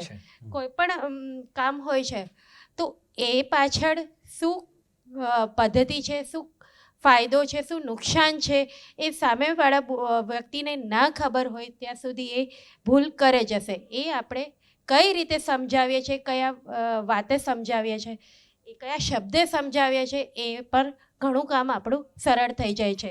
કોઈ ભૂલ કરે છે તો એને ત્યાં જાહેરમાં કહીએ તેની જગ્યાએ બોલાવીને શાંતિથી સમજાવી કે તે આ ભૂલ કરી છે તો અને એ તરત સુધરશે. પણ જાહેરમાં થયેલું અપમાન એને તીરની જેમ વાગશે. એ છે આપણે કયા શબ્દે બોલીએ છીએ તેના હાવભાવનું ધ્યાન રાખવું જોઈએ. ગુડ. તો કમ્યુનિકેશનના આખું જે આ ચેપ્ટર હતું સંદેશા વ્યવહાર, એ ત્યાંથી શરૂ કર્યું હતું કે 4 ટીમો પાડીને એકબીજાના કાનમાં કહેવું અને ત્યાંથી આપણે જે અભ્રંશ થાય, અફવા કઈ રીતે ફેલાય છે અને એ બધું જોતાં જોતાં આપણે વાત કરી કે બધી જ સમસ્યાઓનું જડ, આ જે કંઈ બધું શીખ્યા અને આગળની બધી વાત કરી, એમાં મૂળ ભાગ જે છે ને એ ક્યાંક ને ક્યાંક આપણે જોયું હતું કે કમ્યુનિકેશન બહુ મહત્વનું છે. દરેક સમસ્યાનું કારણ એ કમ્યુનિકેશન પ્રોપર ના થાય એ જ હોય છે. તો પછી દરેક સમસ્યાનો ઉકેલ પણ શું હોઈ શકે? તો પ્રોપર કમ્યુનિકેશન થાય તો દરેક સમસ્યા ઉકેલી શકે. તો આ કમ્યુનિકેશન મતલબ સંદેશા વ્યવહાર મતલબ આદાન પ્રદાન. હું જે કહેવા માંગુ છું એ તમારા સુધી સંપૂર્ણ સંદેશો જ્યારે પહોંચી જાય છે ત્યારે આપણે એમ કહીએ છીએ સંપૂર્ણ સંદેશો ત્યાં પહોંચાડવો, એનું નામ કમ્યુનિકેશન. મારે જે કહેવું છે એ તમારા સુધી પહોંચી ગયું અને તમારા સુધી પહોંચ્યું છે મને ખાતરી થઈ જાય, એનો મતલબ કે કમ્યુનિકેશન પૂરું થયું. અને હવે કોઈ પણ કમ્યુનિકેશનની વાત કરતા હતા ત્યારે એને 2 અંગોની વાત કરી કે દરેક વખતે તમે ઘરમાં બાળક સાથે વાત કરો છો, તમારી પત્ની કે પતિ સાથે વાત કરો છો, અહીંયા કારીગર સાથે કે બોસ સાથે વાત કરો છો, ત્યારે દરેક તબક્કે તમે આ 2 ભૂમિકામાં હોય છો. થોડીક વાર માટે જ્યારે તમે વાત કરી રહ્યા છો ત્યારે તમે શેમાં હોય છો? સંદેશો આપનાર એટલે વક્તા તરીકે હોય છો. તું રિપેરિંગ ના લાવ, આમ થાય છે, તેમ થાય છે, આમ કરવું જોઈએ, તેમ કરવું જોઈએ, ત્યારે તમે બોલનારની ભૂમિકામાં હોય છો. ઓકે, હવે જ્યારે એ વ્યક્તિ કંઈક પ્રતિભાવ આપે છે ત્યારે એ જ વખતે હું પાછો શ્રોતા બની જાઉં છું. એ કહે છે કે પણ તમે કહો છો પણ હું આમ કર્યું હતું, આમ કર્યું હતું, આ રીતે હતું, અને હું સાંભળનાર બની જાઉં છું, એટલે સંદેશો ઝીલનાર બની જાઉં છું. તો દરેક તબક્કે કોઈ પણ કમ્યુનિકેશનમાં આપણે આ 2 ભૂમિકાઓ નિભાવવાની આવે છે. ક્યારેક વક્તા હોઈએ છીએ, ક્યારેક શ્રોતા હોઈએ છીએ. હવે આ બંનેના જે લક્ષણો છે એની વાત આપણે કરી હતી કે એક વક્તા તરીકે અસરકારક વક્તા મારી વાત, મારું કન્સર્ન સામેવાળા સુધી પહોંચે એના માટે મારી વાત કરવાની પદ્ધતિમાં શું શું હોય એની વાત આપણે કરી હતી. યાદ છે? ધીમેથી અને સ્પષ્ટ બોલે, આંખનો દ્રષ્ટિ સંપર્ક જાળવીને આંખમાં આંખ નાખીને વાત કરે.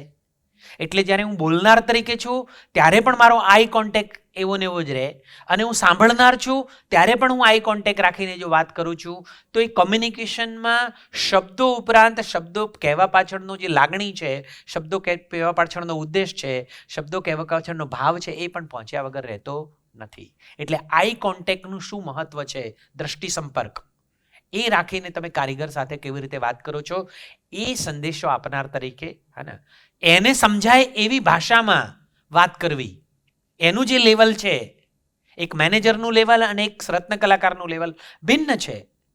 કદાચ હું થોડું ઘણું ભણેલું છું, કદાચ હું 15 વર્ષથી આ કંપની સાથે જોડાયેલો છું, 5 વર્ષનો મારો અનુભવ છે, પેલો હજુ હમણાં જ આવ્યો છે, જુવાનીઓ છે, હજુ લગ્ન કર્યા નથી, હજુ ક્યાંક કોક બેસતો હતો ને એ બધા અનુભવો લઈને આવ્યો છે.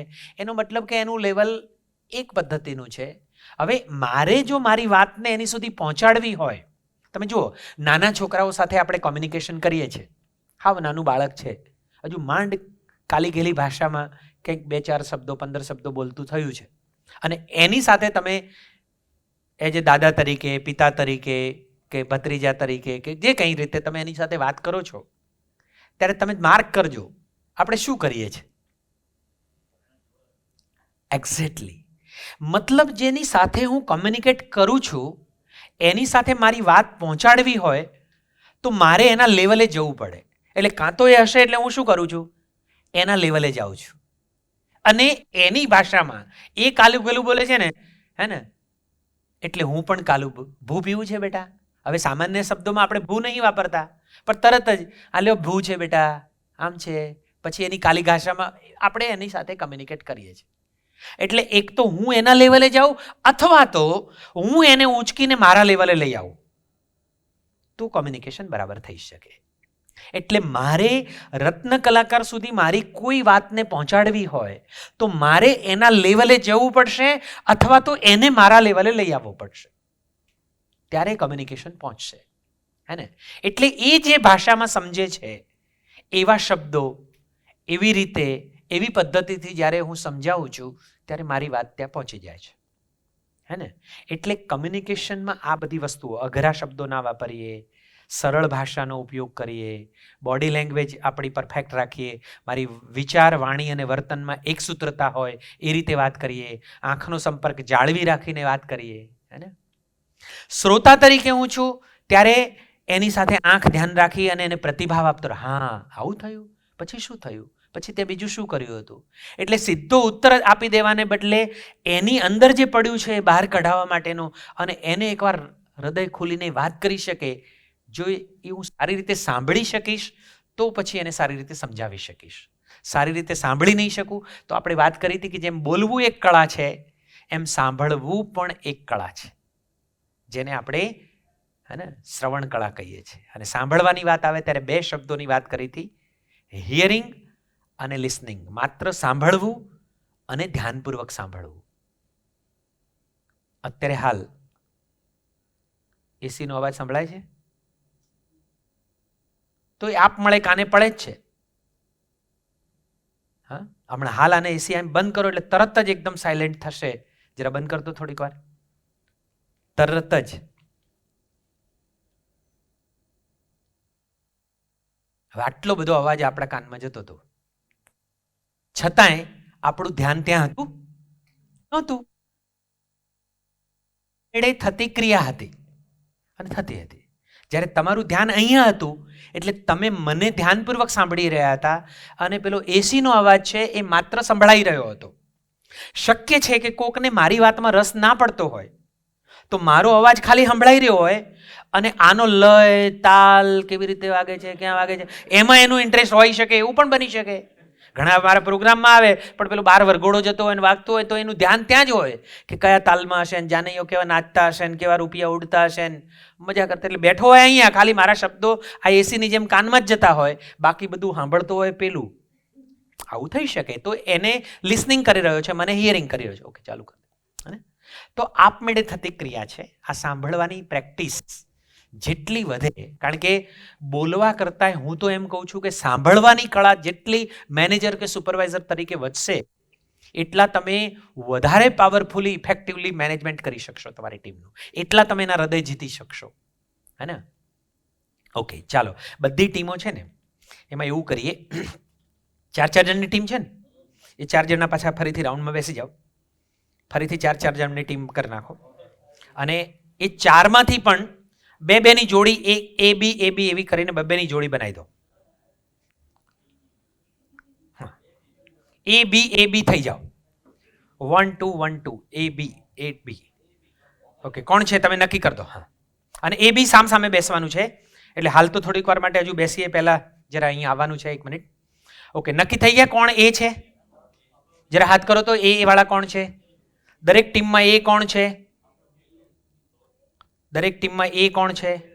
એ વાળા. હા, ઓકે ઓકે, બધા એ વાળા છે ને એ ખાલી 1 મિનિટ 2 મિનિટ માટે બધા આ બાજુના ખૂણામાં અહીંયા આવી જાય, અને બી વાળા છે ને એ પેલા ખૂણામાં જતા રહે. બધું જે પડ્યું છે ત્યાં જ રાખો, થોડીક વારમાં આવીએ.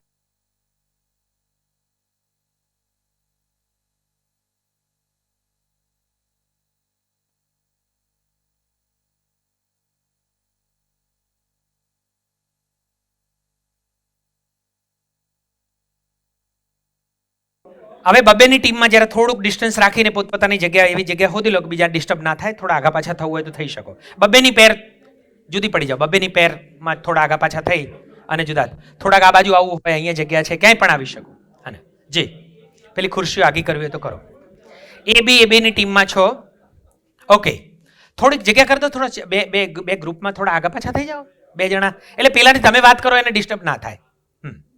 ઓકે, તો એ વ્યક્તિ છે, એ વ્યક્તિ એ બીને કંઈક વાત કરવાની છે, બરાબર? 5 મિનિટનો સમય છે. તમારે બી સાથે બહુ સરસ રીતે એને મજા પડે, એને રસ પડે એવી રીતે તમારે વાત કરવાની છે. અને બી છે એ એનો પોતાનો રોલ છે, એ ભાઈ સમજાવ્યા છે, એને કોશિશ કરવાની. જી ચાલો સ્ટાર્ટ.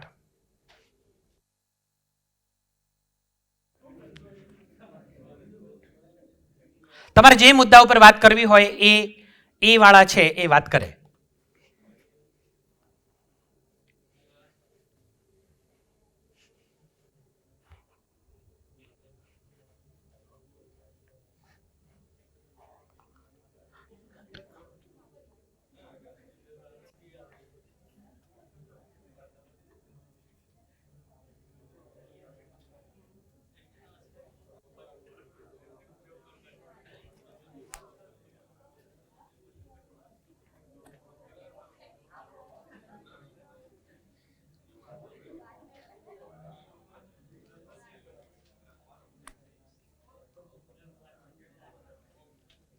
પોતાની ટીમ સાથે જ, પોતાની ટીમમાં જ રહીને કરીએ.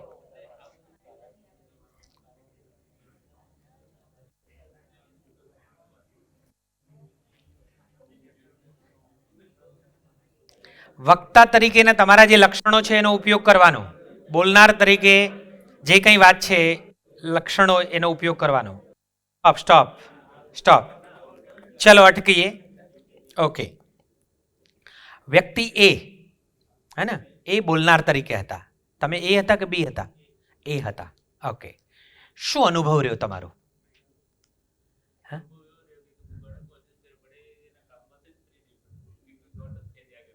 હા હા, ઓકે. એના કારણે તમને શું થતું હતું? તમને શું થતું હતું? મારી વાતમાં રસ જ નથી લેતા, હા ને?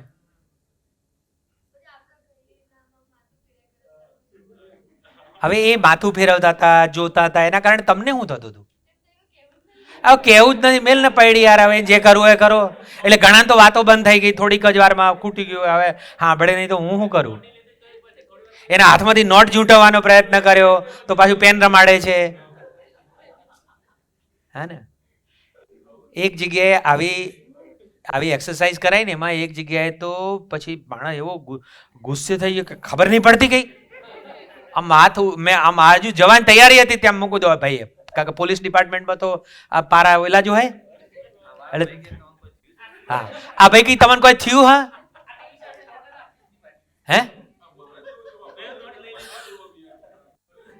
હવે ખાલી એક્સરે કાઢો કે મેનેજર તરીકે તમારી જગ્યા ઉપર બેસીને તમે કોઈક રિપોર્ટ ભરતા હોય છો, કોઈ હીરો ચેક કરતા હોય છો, અને એ વખતે તમારો રત્ન કલાકાર તમારી સાથે કંઈક કહેવા આવે છે, અને જ્યારે તમે એની વાતમાં ધ્યાન નથી આપતા, ત્યારે અત્યારે હાલ જે તમને થઈ રહ્યું છે એ એક્ઝેક્ટલી એને થઈ રહ્યું હશે.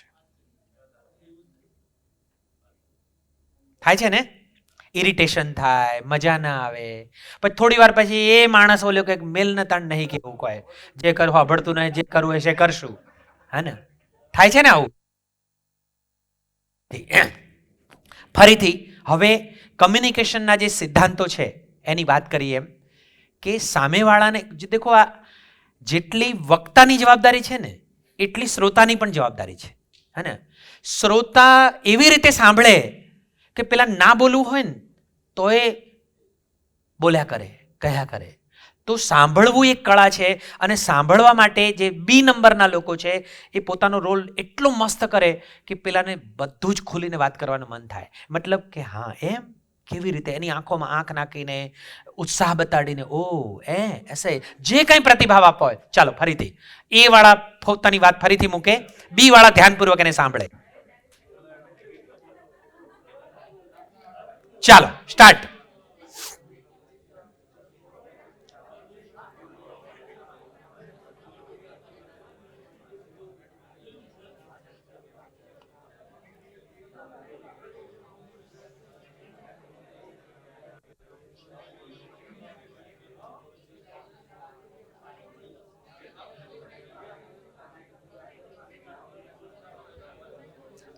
તમારા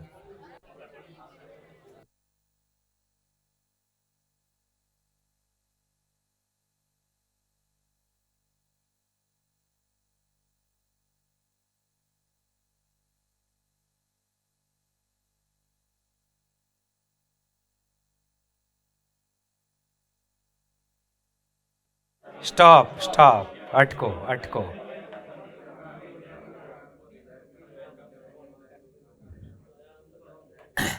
જોયું, સ્ટોપ કેરના પછી બોલ્યો ત્યારે એના પછી તો ઘણા જ લોકોનું તો ધ્યાન, કારણ કે એટલા ઓતપ્રોત થઈ જઈએ છે ત્યારે આપણું ધ્યાન પણ નથી રહેતું કે મારો સ્ટોપ અવાજ ખાલી કાને જ થાય છે, પણ પેલાની વાતમાં રસ રહે છે. ઓકે, હવે મને ફિલિંગ કહો, જે બોલનાર છે એની ફિલિંગ બોલો. શું લાગ્યું તમને? વાત કરવાની મજા આવી, હા ને? ઉત્તર મળે છે તો મજા આવે છે. સામેવાળાને એમ લાગે છે કે ભાઈ મજા આવે છે, આપણી વાત સમજવાનો પ્રયત્ન કરે છે, હે ને? સરખો જવાબ મળે છે, એની અંદર શું ચાલી રહ્યું છે એ આપણને ખબર પડે છે, હે ને? ઉત્સાહ આવે છે. એટલે જુઓ, પહેલી વખતમાં મેં 5 મિનિટ આપી હતી, પણ પહેલી કે બીજી મિનિટ પછી ઘણાનું તો બંધ થઈ ગઈ હતી વાત કરવાનું, કોમ્યુનિકેશન જ બંધ થઈ ગયું. અહીંયા જ્યારે હું કહું છું કે સ્ટોપ, એના પછી પણ વાત કરવાની ચાલુ રહે છે. એ બતાડે છે કે શ્રોતાનો રોલ પણ એટલો જ ઇમ્પોર્ટન્ટ છે. કલ્પના કરો, આપણા ઘરે મહેમાન આવે છે, અને મેં ઘણી જગ્યાએ જોયું છે કે જેવા મહેમાન આવે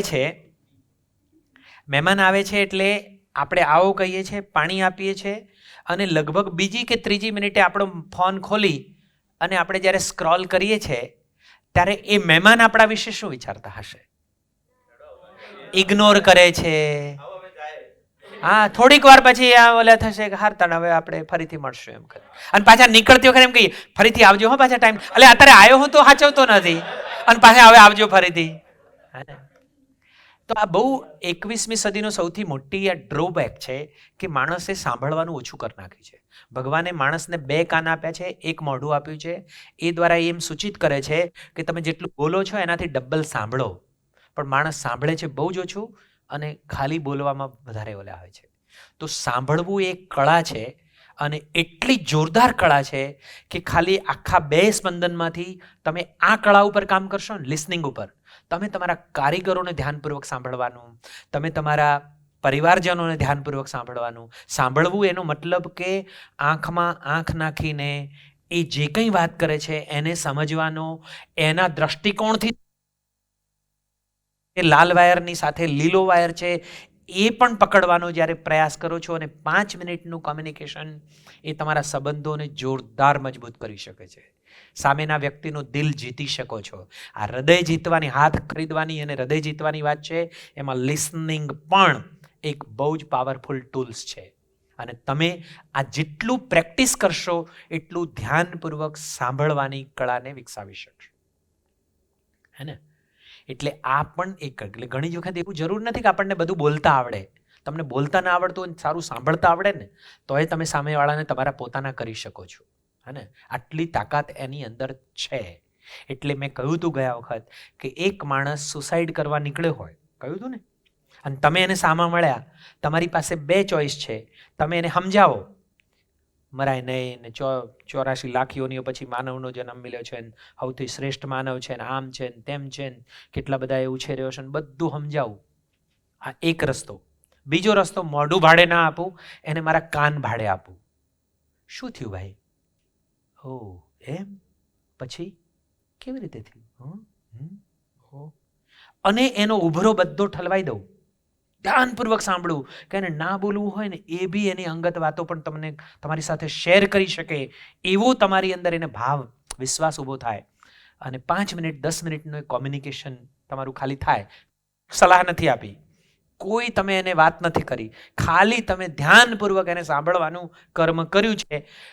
2 ટૂલ્સમાંથી કયું ટૂલ્સ એવું છે કે પેલાને આપઘાત કરવાનો વિચાર માંડી વાળવાનો મન થાય? કાનની અંદર એટલી તાકાત છે કે પેલો 5-10 મિનિટ પછી કદાચ તમારી સાથે એવો ભરોસો ઊભો કરે કે હાશ, મને વાતનો વિસામો મળ્યો અને કોકે મારી વાત સાંભળી, અને એનો ઉભરો ઠલવાઈ જાય ને પાછો વળી જાય. એ તાકાત પેલા બોલીને સમજાવવામાં નથી, એટલી તાકાત એમાં છે. હવે તમે વિચાર કરો કે એનો પ્રોબ્લેમ છે, જેમ પેલો સુસાઇડ કરવા નીકળ્યો છે પ્રોબ્લેમ છે, પેલાનો પ્રોબ્લેમ છે 35% રિપેરિંગ આવે છે, 10 વખત રજા પાડે છે. જે તમે મને પ્રશ્ન પૂછતા હતા એનો ઉત્તર આમાં પણ મળી રહે, હે ને? કે એનું આટલું આવે છે, એને બધી રીતે સમજાયો.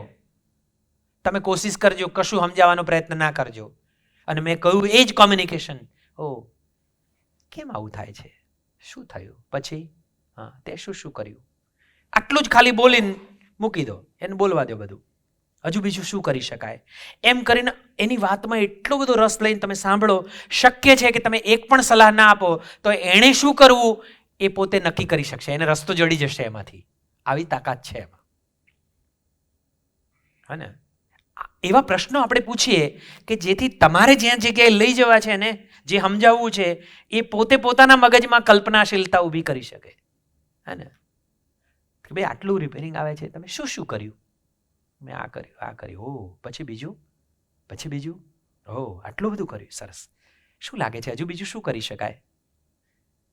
ના બોલે તો એને કેવી રીતે બોલતો કરવો, એવા પ્રકારના પ્રશ્નો પૂછીને એનું કોઈ સલાહ આપ્યા વગર, કશું જ સૂચનાઓ આપ્યા વગર, માત્ર ને માત્ર એને ઉદ્દીપક તરીકે તમે કંઈક એવું કરીને ઓલી કરાવવાનું 5 મિનિટ ધ્યાનપૂર્વક સાંભળો છો, એને કદાચ ઘણી વખત રસ્તો મળી જતો હોય છે. આટલી તાકાત એને છે. અને આવું તમે 2 મહિના 3 મહિના 1 મહિનો 15 દાડા પ્રેક્ટિસ કરશો એટલે લિસનિંગનો પાવર જબરજસ્ત વધી જશે. અને આ વસ્તુ અહીંયા જ કરી શકાય એવું નહીં, પરિવારમાં બી ટ્રાય કરજો. તમારા બાળકોને સાંભળવાનો પ્રયત્ન કરજો, તમારા પતિ પત્ની કે જે કંઈ સંબંધીઓ છે એને સાંભળવાનો પ્રયત્ન કરજો, તમારા ભાઈઓ કે બહેનોને સાંભળવાનો પ્રયત્ન કરજો, અને જો એનું રિઝલ્ટ શું આવે છે. અને એમાં રિઝલ્ટ મળે તમને અહીંયા મળશે, એ પણ પાક્કું. ગુડ, બહુ સરસ, હે ને? તો આમાં આ ત્રણેય ઘટકોનો ઉપયોગ કરી શકાય. હવે પાછું આની અંદર વેલ્યુ એડિશન એ છે કે તમે આ વસ્તુઓનો ઉપયોગ કરી શકો એની સાથે, હે ને? કારણ કે જ્યારે તમે બોલો છો ત્યારે મેં જોયું અમુક લોકો જ્યારે વાત કરતા હતા ત્યારે એટલા પેલો ભાઈ એટલું સરસ સાંભળતો હતો, એટલે ખાલી એમના શબ્દો નહોતા નીકળતા, આમ હાથથી ઈશારા કરીને આ રીતે આમ કરવું જોઈએ, આમ કરી, એ પણ બોડી લેંગ્વેજ પણ સાથે આવતી હતી, કોઈકનો આવાજ અવરોધ થતો હતો, હે ને? તો આ બધી જ વસ્તુઓનો જ્યારે ઉપયોગ કરો છો ત્યારે તમારું કોમ્યુનિકેશન ત્યાં પહોંચે છે, હે ને? તો બોલવું અને સાંભળવું કમ્યુનિકેશનમાં આ પણ બહુ મહત્વનું છે. એની વાત પણ આપણે ત્યાં કરી હતી. હવે દરેક વ્યક્તિ શું સાંભળશે, કેવી રીતે સાંભળશે, એ એની સ્થિતિ ઉપર છે. ઓકે, આવા કાગળ ત્યાં હશે, લઈ આવો ને જરા થોડાક. કાલે ક્યાં પેલા ચેતનાબેનના રૂમમાં કે ક્યાંક પડ્યા હશે, નાનકડી થપ્પી.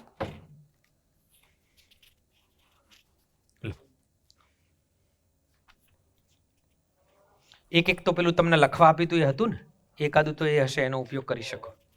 એ વાપરી નાખીએ, કારણ કે એનો પછી ઉપયોગ નથી. હા જી,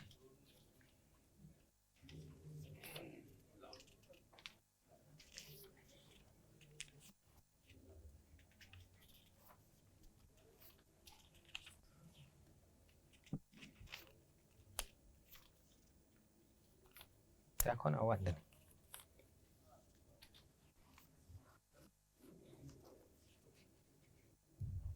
ચલો, પહોંચી ગયા, વાંધો નહીં. છે તો બધાની પાસે આ ચોરસ કાગળ છે?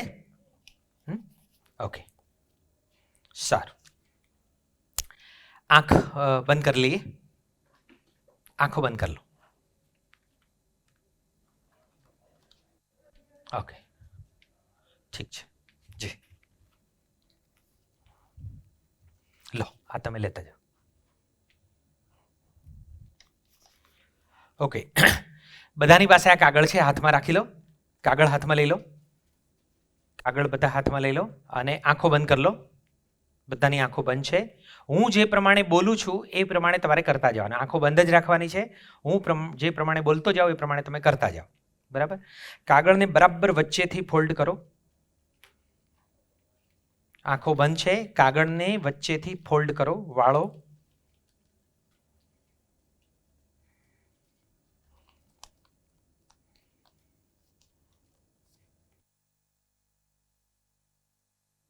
એક વખત વાળ્યો, હવે એને ફરીથી વચ્ચેથી ફોલ્ડ કરો.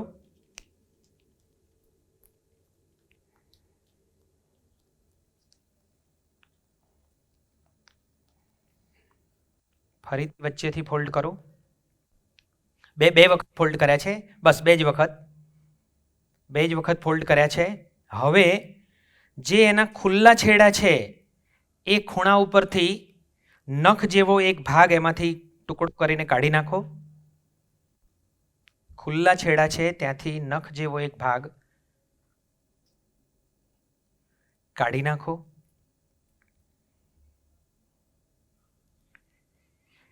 એના સામેના છેડેના ખૂણેથી પણ એક ગોળાઈ જેવો ભાગ એમાંથી થાય એવી રીતે ત્યાંથી ભાગ કાઢી નાખો.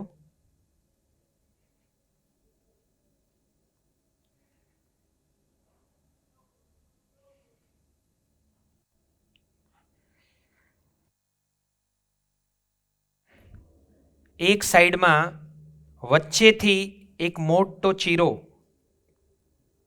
તમારો જે કાગળ છે એના અડધા ભાગ જેટલો ચીરો ત્યાંથી કાગળને ત્યાંથી ફાડો, ચીરો મૂકો.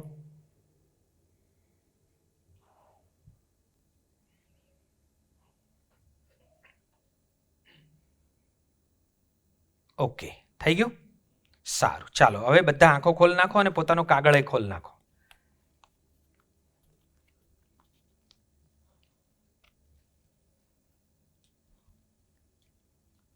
ઓકે, આવું થયું તમારે કેવું થયું બતાવો તો. હવે એમને થાય આવો થયો. હવે આવી રીતે હતો. આ ચાર ખૂણાઓ એટલા તૂટેલા છે, અહીંયા વચ્ચે આ ભાગ તૂટેલા છે, ચાર બાજુ વચ્ચે કાણું છે. તમારે તો ખાલી બે કાણા થયા છે. ઓકે, તમારે કરો તો ખાલી એક વચ્ચે હોલ જ થયું છે. ઓકે, તમારે કંઈક જુદી જગ્યાએ આ ચીરા પડ્યા છે, જુદી જગ્યાએ પડ્યા છે, જો પડ્યા છે. હા, જો એકબીજાની સાથે સરખાવો. અહીંયા જુદું, જેને વળી કંઈક જુદું થયું છે. હવે મેં આવું કરવાનું કીધું હતું અને તમે એકબીજાની હાથે રખાવો, લગભગ અહીંથી સૂચનાઓ એક જ સમાન મળી, કોમ્યુનિકેશન એક જ થયું. પણ તમારું એક જેવું બન્યું છે એવું બીજાનું નહીં જ બન્યું હોય. ચાર તમારી જોડી છે એમાંય નહીં બન્યું. આજુબાજુમાં જુઓ, બધાનું જુદું જુદું હશે. એવું ન થાય હે? તમારે એવું ને એવું જ રહ્યું. હા, એમને ક્યાં કમ્પ્લીટ થયું? આવું થયું? મેં આવું સૂચના કરી હતી, વચ્ચે બરાબર છે પણ આ બાજુ આ ટુકડો અહીંયા એક જ જગ્યાએ, ચારે જગ્યાએ તૂટેલું છે. મેં સૌથી પહેલા શું કહ્યું? મેં આવી રીતે કહ્યું, મેં કીધું ભાઈ કાગળને ફોલ્ડ કરો. એટલે જો કાગળને ફોલ્ડ કરવાનું કીધું એટલે ઘણાએ આ રીતે કર્યો. હવે કાગળને ફોલ્ડ કરો એવું મેં કહ્યું ત્યારે કેટલાક લોકો એવું સમજ્યા કે આ રીતે ફોલ્ડ કરવાનો, એટલે કોઈ કે આવો ફોલ્ડ કર્યો હશે, કોઈ કે સીધો આ રીતે ફોલ્ડ કર્યો. પછી મેં કહ્યું એને ફરીથી ફોલ્ડ કરો, એટલે જેમ કે તમે છે એ આને આ રીતે ફોલ્ડ કર્યો. હવે મેં તો કહ્યું હતું એને ફરીથી ફોલ્ડ કરો, એટલે અહીંયાથી બે ભાગ કર્યા. ઘણા બધાને ત્યાં સુધી બરાબર થયું. હવે મેં કીધું ખુલ્લા છેડા જે છે, આ ચાર બાજુ આ બાજુ ખુલ્લા છેડા છે, ત્યાંથી નખ જેટલું કાપી નાખો, એટલે આમ કાપવાનું કહ્યું. એની સામેની સાઈડથી પણ એક ગોળાઈમાં કાપો, એટલે અહીંયા વચ્ચે હોલ પડી ગયો કારણ કે આ ભાગ વચ્ચેનો છે. પછી એની કોઈ પણ એક સાઈડથી આ બાજુ ચીરો મૂકો, આ ચીરો મૂકો એટલે ચાર ચીરા, ચાર કાગળ થઈ ગયા અને આ રીતે એમાંથી થયું. પણ કમ્યુનિકેશન અહીંથી છે. હા, અહીંથી હું બોલતો ગયો અને તમે કરતા ગયા. પણ મારું કહેવાનો અર્થ એમ છે કે હું ભલે ગમે તે બોલું છું, પણ મારી જોડે 10 કારીગરો છે, એ 10 એની જેવી સ્થિતિ હશે સમજણની એવું સમજવાના છે. મારી સ્થિતિ ભલે હું ક્લિયર છું કે આમ કરે તો એનાથી ફાયદો થાય અને આવું કરવું જોઈએ અને હું કહું છું, પણ એ મારી કહેવાની જે બોલનાર તરીકેની વાત છે એ એના સુધી કેટલી પહોંચવાની છે? એની જેટલી સ્થિતિ હશે એટલું સમજ છે. કારણ કે એના અંદર પણ કંઈક ચાલી રહ્યું છે. ફોલ્ડ કરવું એટલે એનો મતલબ એણે કંઈક કર્યો હશે, એ ફોલ્ડ કર્યું. તમે કહો આમ કરો એટલે એનો મતલબ એણે એની રીતે કાઢ્યો. દરેક વ્યક્તિ પોતાની સ્થિતિ અનુસાર ગ્રહણ કરે છે, હે ને? પોતાની સ્થિતિ હોય એ રીતે એ સમજતો હોય છે. હવે જો આમાં બે વસ્તુ છે કે જો હું મારું કમ્યુનિકેશન પરફેક્ટ કરવા માંગતો હોઉં તો હજુ પણ હવે હું તો એવું કહીને છટકી શકું કે યાર હોની સ્થિતિ પ્રમાણે કરે, એમાં હું તો શું કરું, મેં તો કીધું ને. પણ જો મારો એક્સરે નીકળે કે હારું મેં કીધું પણ આ તો સમજ્યા હા કંઈક જુદું જુદું, આ તો બધું જુદું જુદું થાય છે. એટલે જો હું પરફેક્ટ ટ્રેનર હોઉં તો હું તમારો દોષ ના કાઢું. હું તરત એમ જોઉં કે હજુ મારી સૂચના આપવાની જે પદ્ધતિ છે એમાં એવું કેવી રીતે પરફેક્શન આવે કે ભલે એકદમ બધું હરખું ના થાય પણ હરખાની નજીક તો કમસે કમ આવે. એટલે હું મારી સૂચનાઓ હજુ વધારે પરફેક્ટલી ઓર વધારે સારી રીતે આપવાનો પ્રયત્ન કરીશ કે જેથી મારી વાત એના સુધી પહોંચે. સમજાય છે આવા? ગુડ. તો દરેક વ્યક્તિ જીવન વિદ્યા એમ કહે છે કે હર વ્યક્તિ अपनी સ્થિતિ કે અનુસાર, है ना, જેવી સ્થિતિ હોય એવી ગતિ આવે. દરેક વ્યક્તિ પોતાની પાત્રતાની અનુસાર એ ગ્રહણ કરતો હોય છે. ગુડ. ચાલો આગળનો કોન્સેપ્ટ, એના પછીનું ગ્રુપ. યસ, હાજી, તમારા શું વિષય હતો? T game. T game. Yes. એટલે ટી ગેમના કોન્સેપ્ટમાં સમજીએ તો આવા નંબર ઓફ 5 પીસ આપેલા હતા. હા. એમાં જ્યારે આપણે વિચારતા હોઈએ છીએ ત્યારે ટી હંમેશા ખૂણાવાળો જે મોટો પીસ છે એમાં સેટ થઈ જશે એવું વિચારતા હોઈએ છીએ. હા. ક્યારે આઉટ ઓફ બોક્સ થિંકિંગ કરતા નથી. એટલે એક કોન્સેપ્ટ અહીંયાથી પકડવાની વાત હતી. બીજી વસ્તુ એ હતી કે આ જે આપણા 5 ટીમ મેમ્બર છે એ ટીમ મેમ્બરમાંથી કોઈ ટીમ મેમ્બર સેટ નથી થતો તો એની પોઝિશન અથવા એનો રોલ કઈ જગ્યાએ સેટ થાય છે એ ટીમ લીડરે ઓળખવાનું છે અને એ જગ્યાએ એને સેટ કરવાનો છે. Good, very good. Third point એવો હતો કે કોઈ પણ પ્રોબ્લેમમાં આપણે જોઈએ છીએ તો પ્રોબ્લેમ નાનો હોય ને ત્યારે આપણે એને બહુ લાઇટલી લઈ લેતા હોઈએ છીએ કે ભાઈ આ તો જ્યારે ટી ગેમ આપી એટલે ટી બનાવવાનો છે ત્યારે એકદમ લાઇટ લઈ લીધો કે ભાઈ બની જશે, આમાં શું કરવાનું છે, ટી જ બનાવવાનું છે ને. તો એ પ્રોબ્લેમ ક્યારે વિકરાળ સ્વરૂપ લઈ લે છે. એ 10 મિનિટમાં એ ના બન્યો, ઇવન કોઈએ શીખવાડ્યું એના પછી ફરીથી બનાવો તો એ ના બન્યો. એટલે ત્યાંથી એ પ્રોબ્લેમ પકડવાનો છે કે કોઈ પણ પ્રોબ્લેમ જ્યારે આપણે જોઈએ છીએ ત્યારે એને લાઇટ સ્વરૂપ હોય તો એ મોટું સ્વરૂપ લે એના પહેલાં એને સોલ્યુશનમાં કઈ રીતે કરી શકીએ એ વસ્તુ વિચારવાની છે.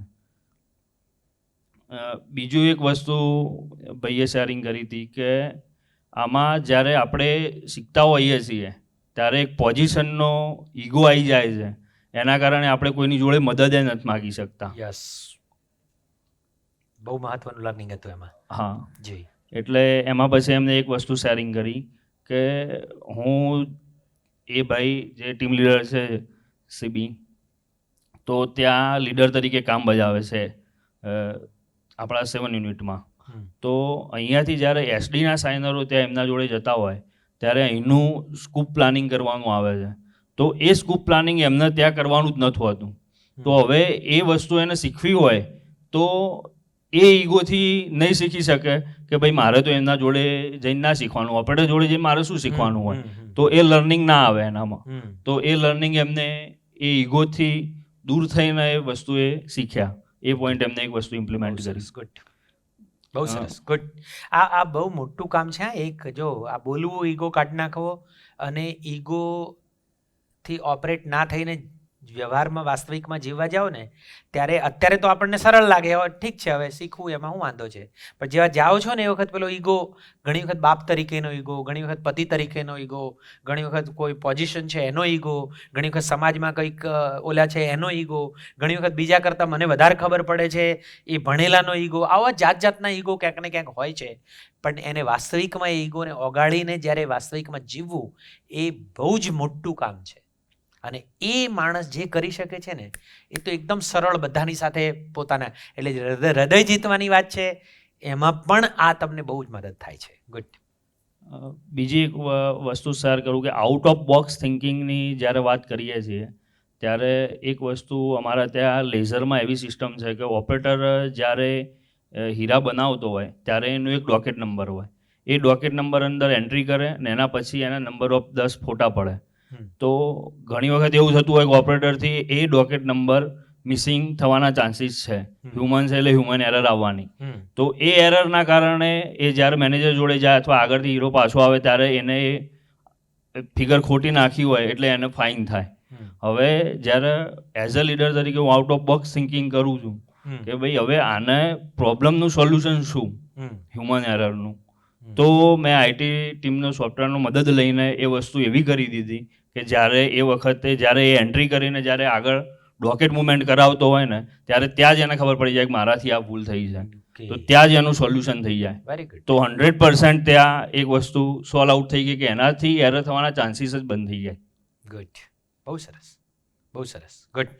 પછી ત્રીજો એક પોઈન્ટ એવો હતો કે અમારા જે SBA યુનિટ છે એમાં ને એના કમ્પેરિઝનમાં અમે એક રફ બનાવતા હોઈએ છીએ.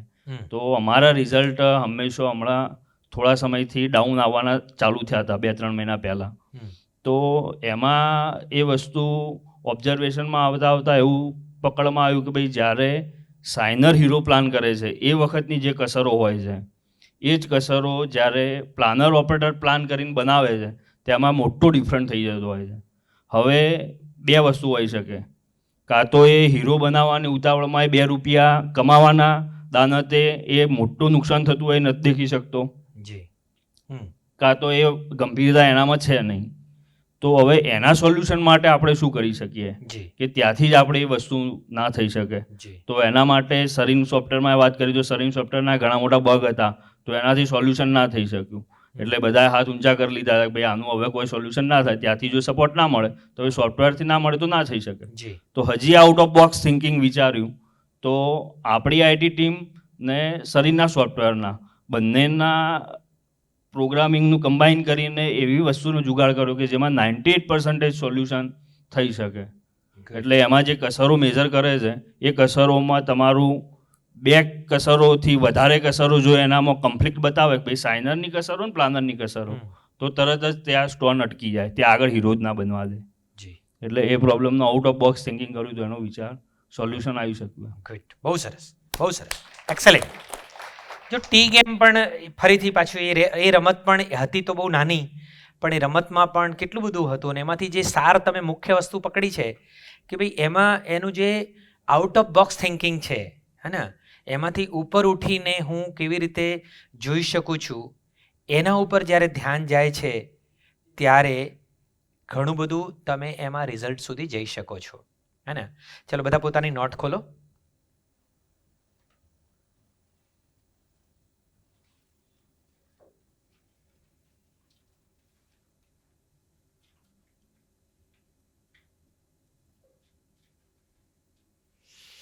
ચાલો એક નાનકડી એક્ટિવિટી કરીએ. 9 ટપકા છે આવી રીતે તમારામાં ત્યાં બનાવી દો કાગળમાં, નોટમાં કંઈક કશા. થઈ ગયા? ઓકે. હવે એક પ્રોબ્લેમ છે, આ જેમ ટીનો પ્રોબ્લેમ હતો એમ આ પણ એક પ્રશ્ન છે અને આ સમસ્યાને તમારે નિયમમાં રહીને ઉકેલવાની છે. અને આ સમસ્યાને તમારે નિયમમાં રહીને ઉકેલવાની છે. શક્ય છે કે કોઈ ટ્રેનિંગમાં તમે આ કંઈ શીખ્યા હોય તો પણ તમારું ધ્યાન જશે એવું બની શકે. ઓકે. હવે એના માટેના નિયમો એ છે કે અહીં આડા ઊભા સમાન અંતરે કુલ 9 ટપકા છે. તમારે તમારી પેન કાગળ ઉપરથી ઉપાડ્યા વગર એકવાર શરૂ કરી એટલે એને ઉપાડવાની નહીં, ઉપાડ્યા વગર 4 સીધી લીટીઓથી, હે ને, 4 રેખાઓ, હે ને, 4 સીધી લીટી, જેવું માનો કે આમ કરી અને અહીંથી વાળ્યું એટલે બીજી લીટી ગણાય, વાળી એટલે ત્રીજી ગણાય. સીધી જે રેખાઓ છે એવી 4 લીટીઓની મદદથી તમામ 9 ટપકાને જોડવાના. એ કંઈ રહી ના જવું જોઈએ. 9 ટપકાને 4 લીટીઓમાં જોડવાના, પેન ઉપાડવાની નહીં. અને તમે રેખાને ઓળંગી શકો એટલે ક્રોસ કરી શકો. અહીંથી ગયા હોય પછી આમ થઈને પાછું આમ આવ્યું, પણ એને રિટર્નમાં એના ઉપર ને ઉપર જો પાછી લાવો તો તમારી બીજી 2 લીટી ગણાય, હે ને, એટલે તમે પાછું લાવી શકતા નથી. અને આ સિવાયનો કોઈ નિયમ નથી, હે ને. ચાલો સ્ટાર્ટ. પ્રોબ્લેમ સોલ્વ કરો. 4 લીટીઓની મદદથી તમારે 9 ટપકાને જોડવાના છે.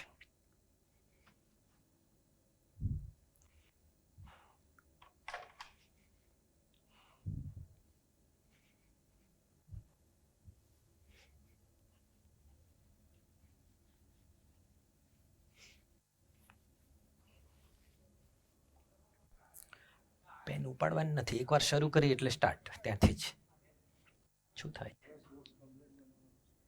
ના, કોઈ પણ જેવો ગમે તેવો આકાર બની શકે. તમે આ થઈ ગયું, કેટલા થયા લીટીઓ ગણો તો? 1 2 3 4 5, 4 કરવાની.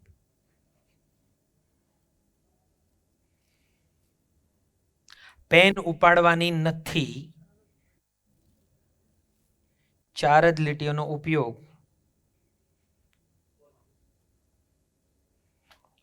5 થઈ જાય ને 4 જ. નિયમ તો તોડવાનો નથી. તમે તો કેટલી બધી કરી, ખાસી બધી. 4 લીટીઓનો જ ઉપયોગ. સપોર્ટ મળશે ને? તમે ટ્રાય તો કરો, થોડા તમારી પોતાની રીતે દિમાગ લગાડો. હે, ઓકે. નિયમો ધ્યાનથી વાંચો. પેન ઉપાડવાની નથી, 4 રેખાઓનો ઉપયોગ કરવાનો છે, બધા 9 ટપકાને જોડવાના છે. તમે ઓળંગી શકો, પાછો ખેંચી શકતા નથી, અને આ સિવાયનો કોઈ નિયમ નથી.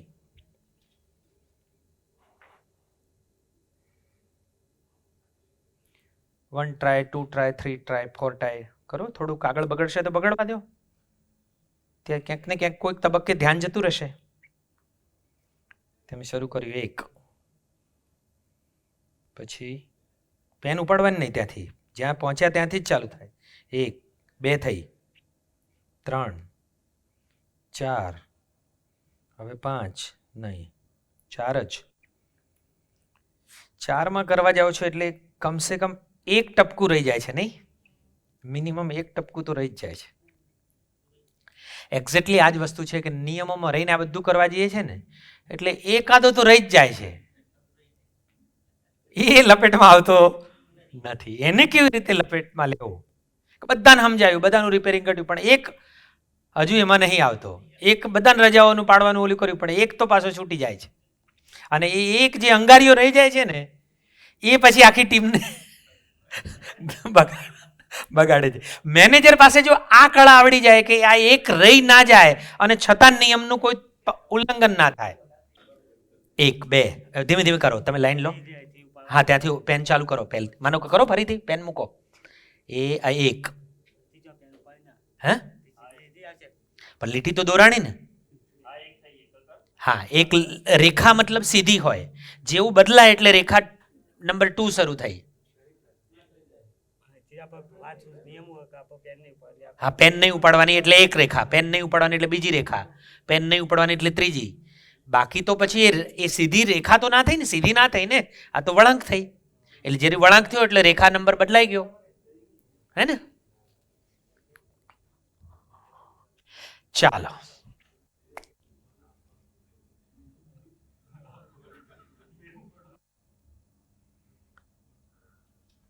એમણે વારંવાર ટી ગેમ જે કહી ને એમાં એક શબ્દનો બહુ સરસ પ્રયોગ કર્યો. એનો પ્રયોગ તમે અહીંયા કરી શકો છો. હાજી, જુઓ અહીંયા બોર્ડમાં, જુઓ ધ્યાનથી. અહીંયા પેન શરૂ કરી, ધ્યાનથી. આ 1, આ 2,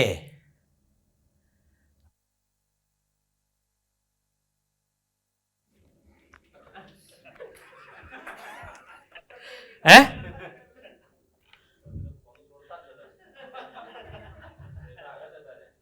પણ કે ના પાડી હતી ક્યાં તમને? મેં છેલ્લે વારંવાર કહું છું કે આના સિવાયનો કોઈ નિયમ નથી, તો તમને બહાર જવામાં કોણ રોકે છે? આ વારંવાર તો કહે છે કે આઉટ ઓફ બોક્સ થિંકિંગ, જે સમસ્યા છે એમાંથી બહાર નીકળીને જરા વિચારીએ તો હાથ વેતમાં એનો ઉકેલ હોય છે.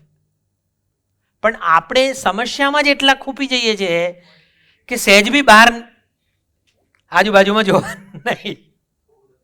હે થઈ જાય ને ઘણો ને, ગમે ત્યાંથી કરો.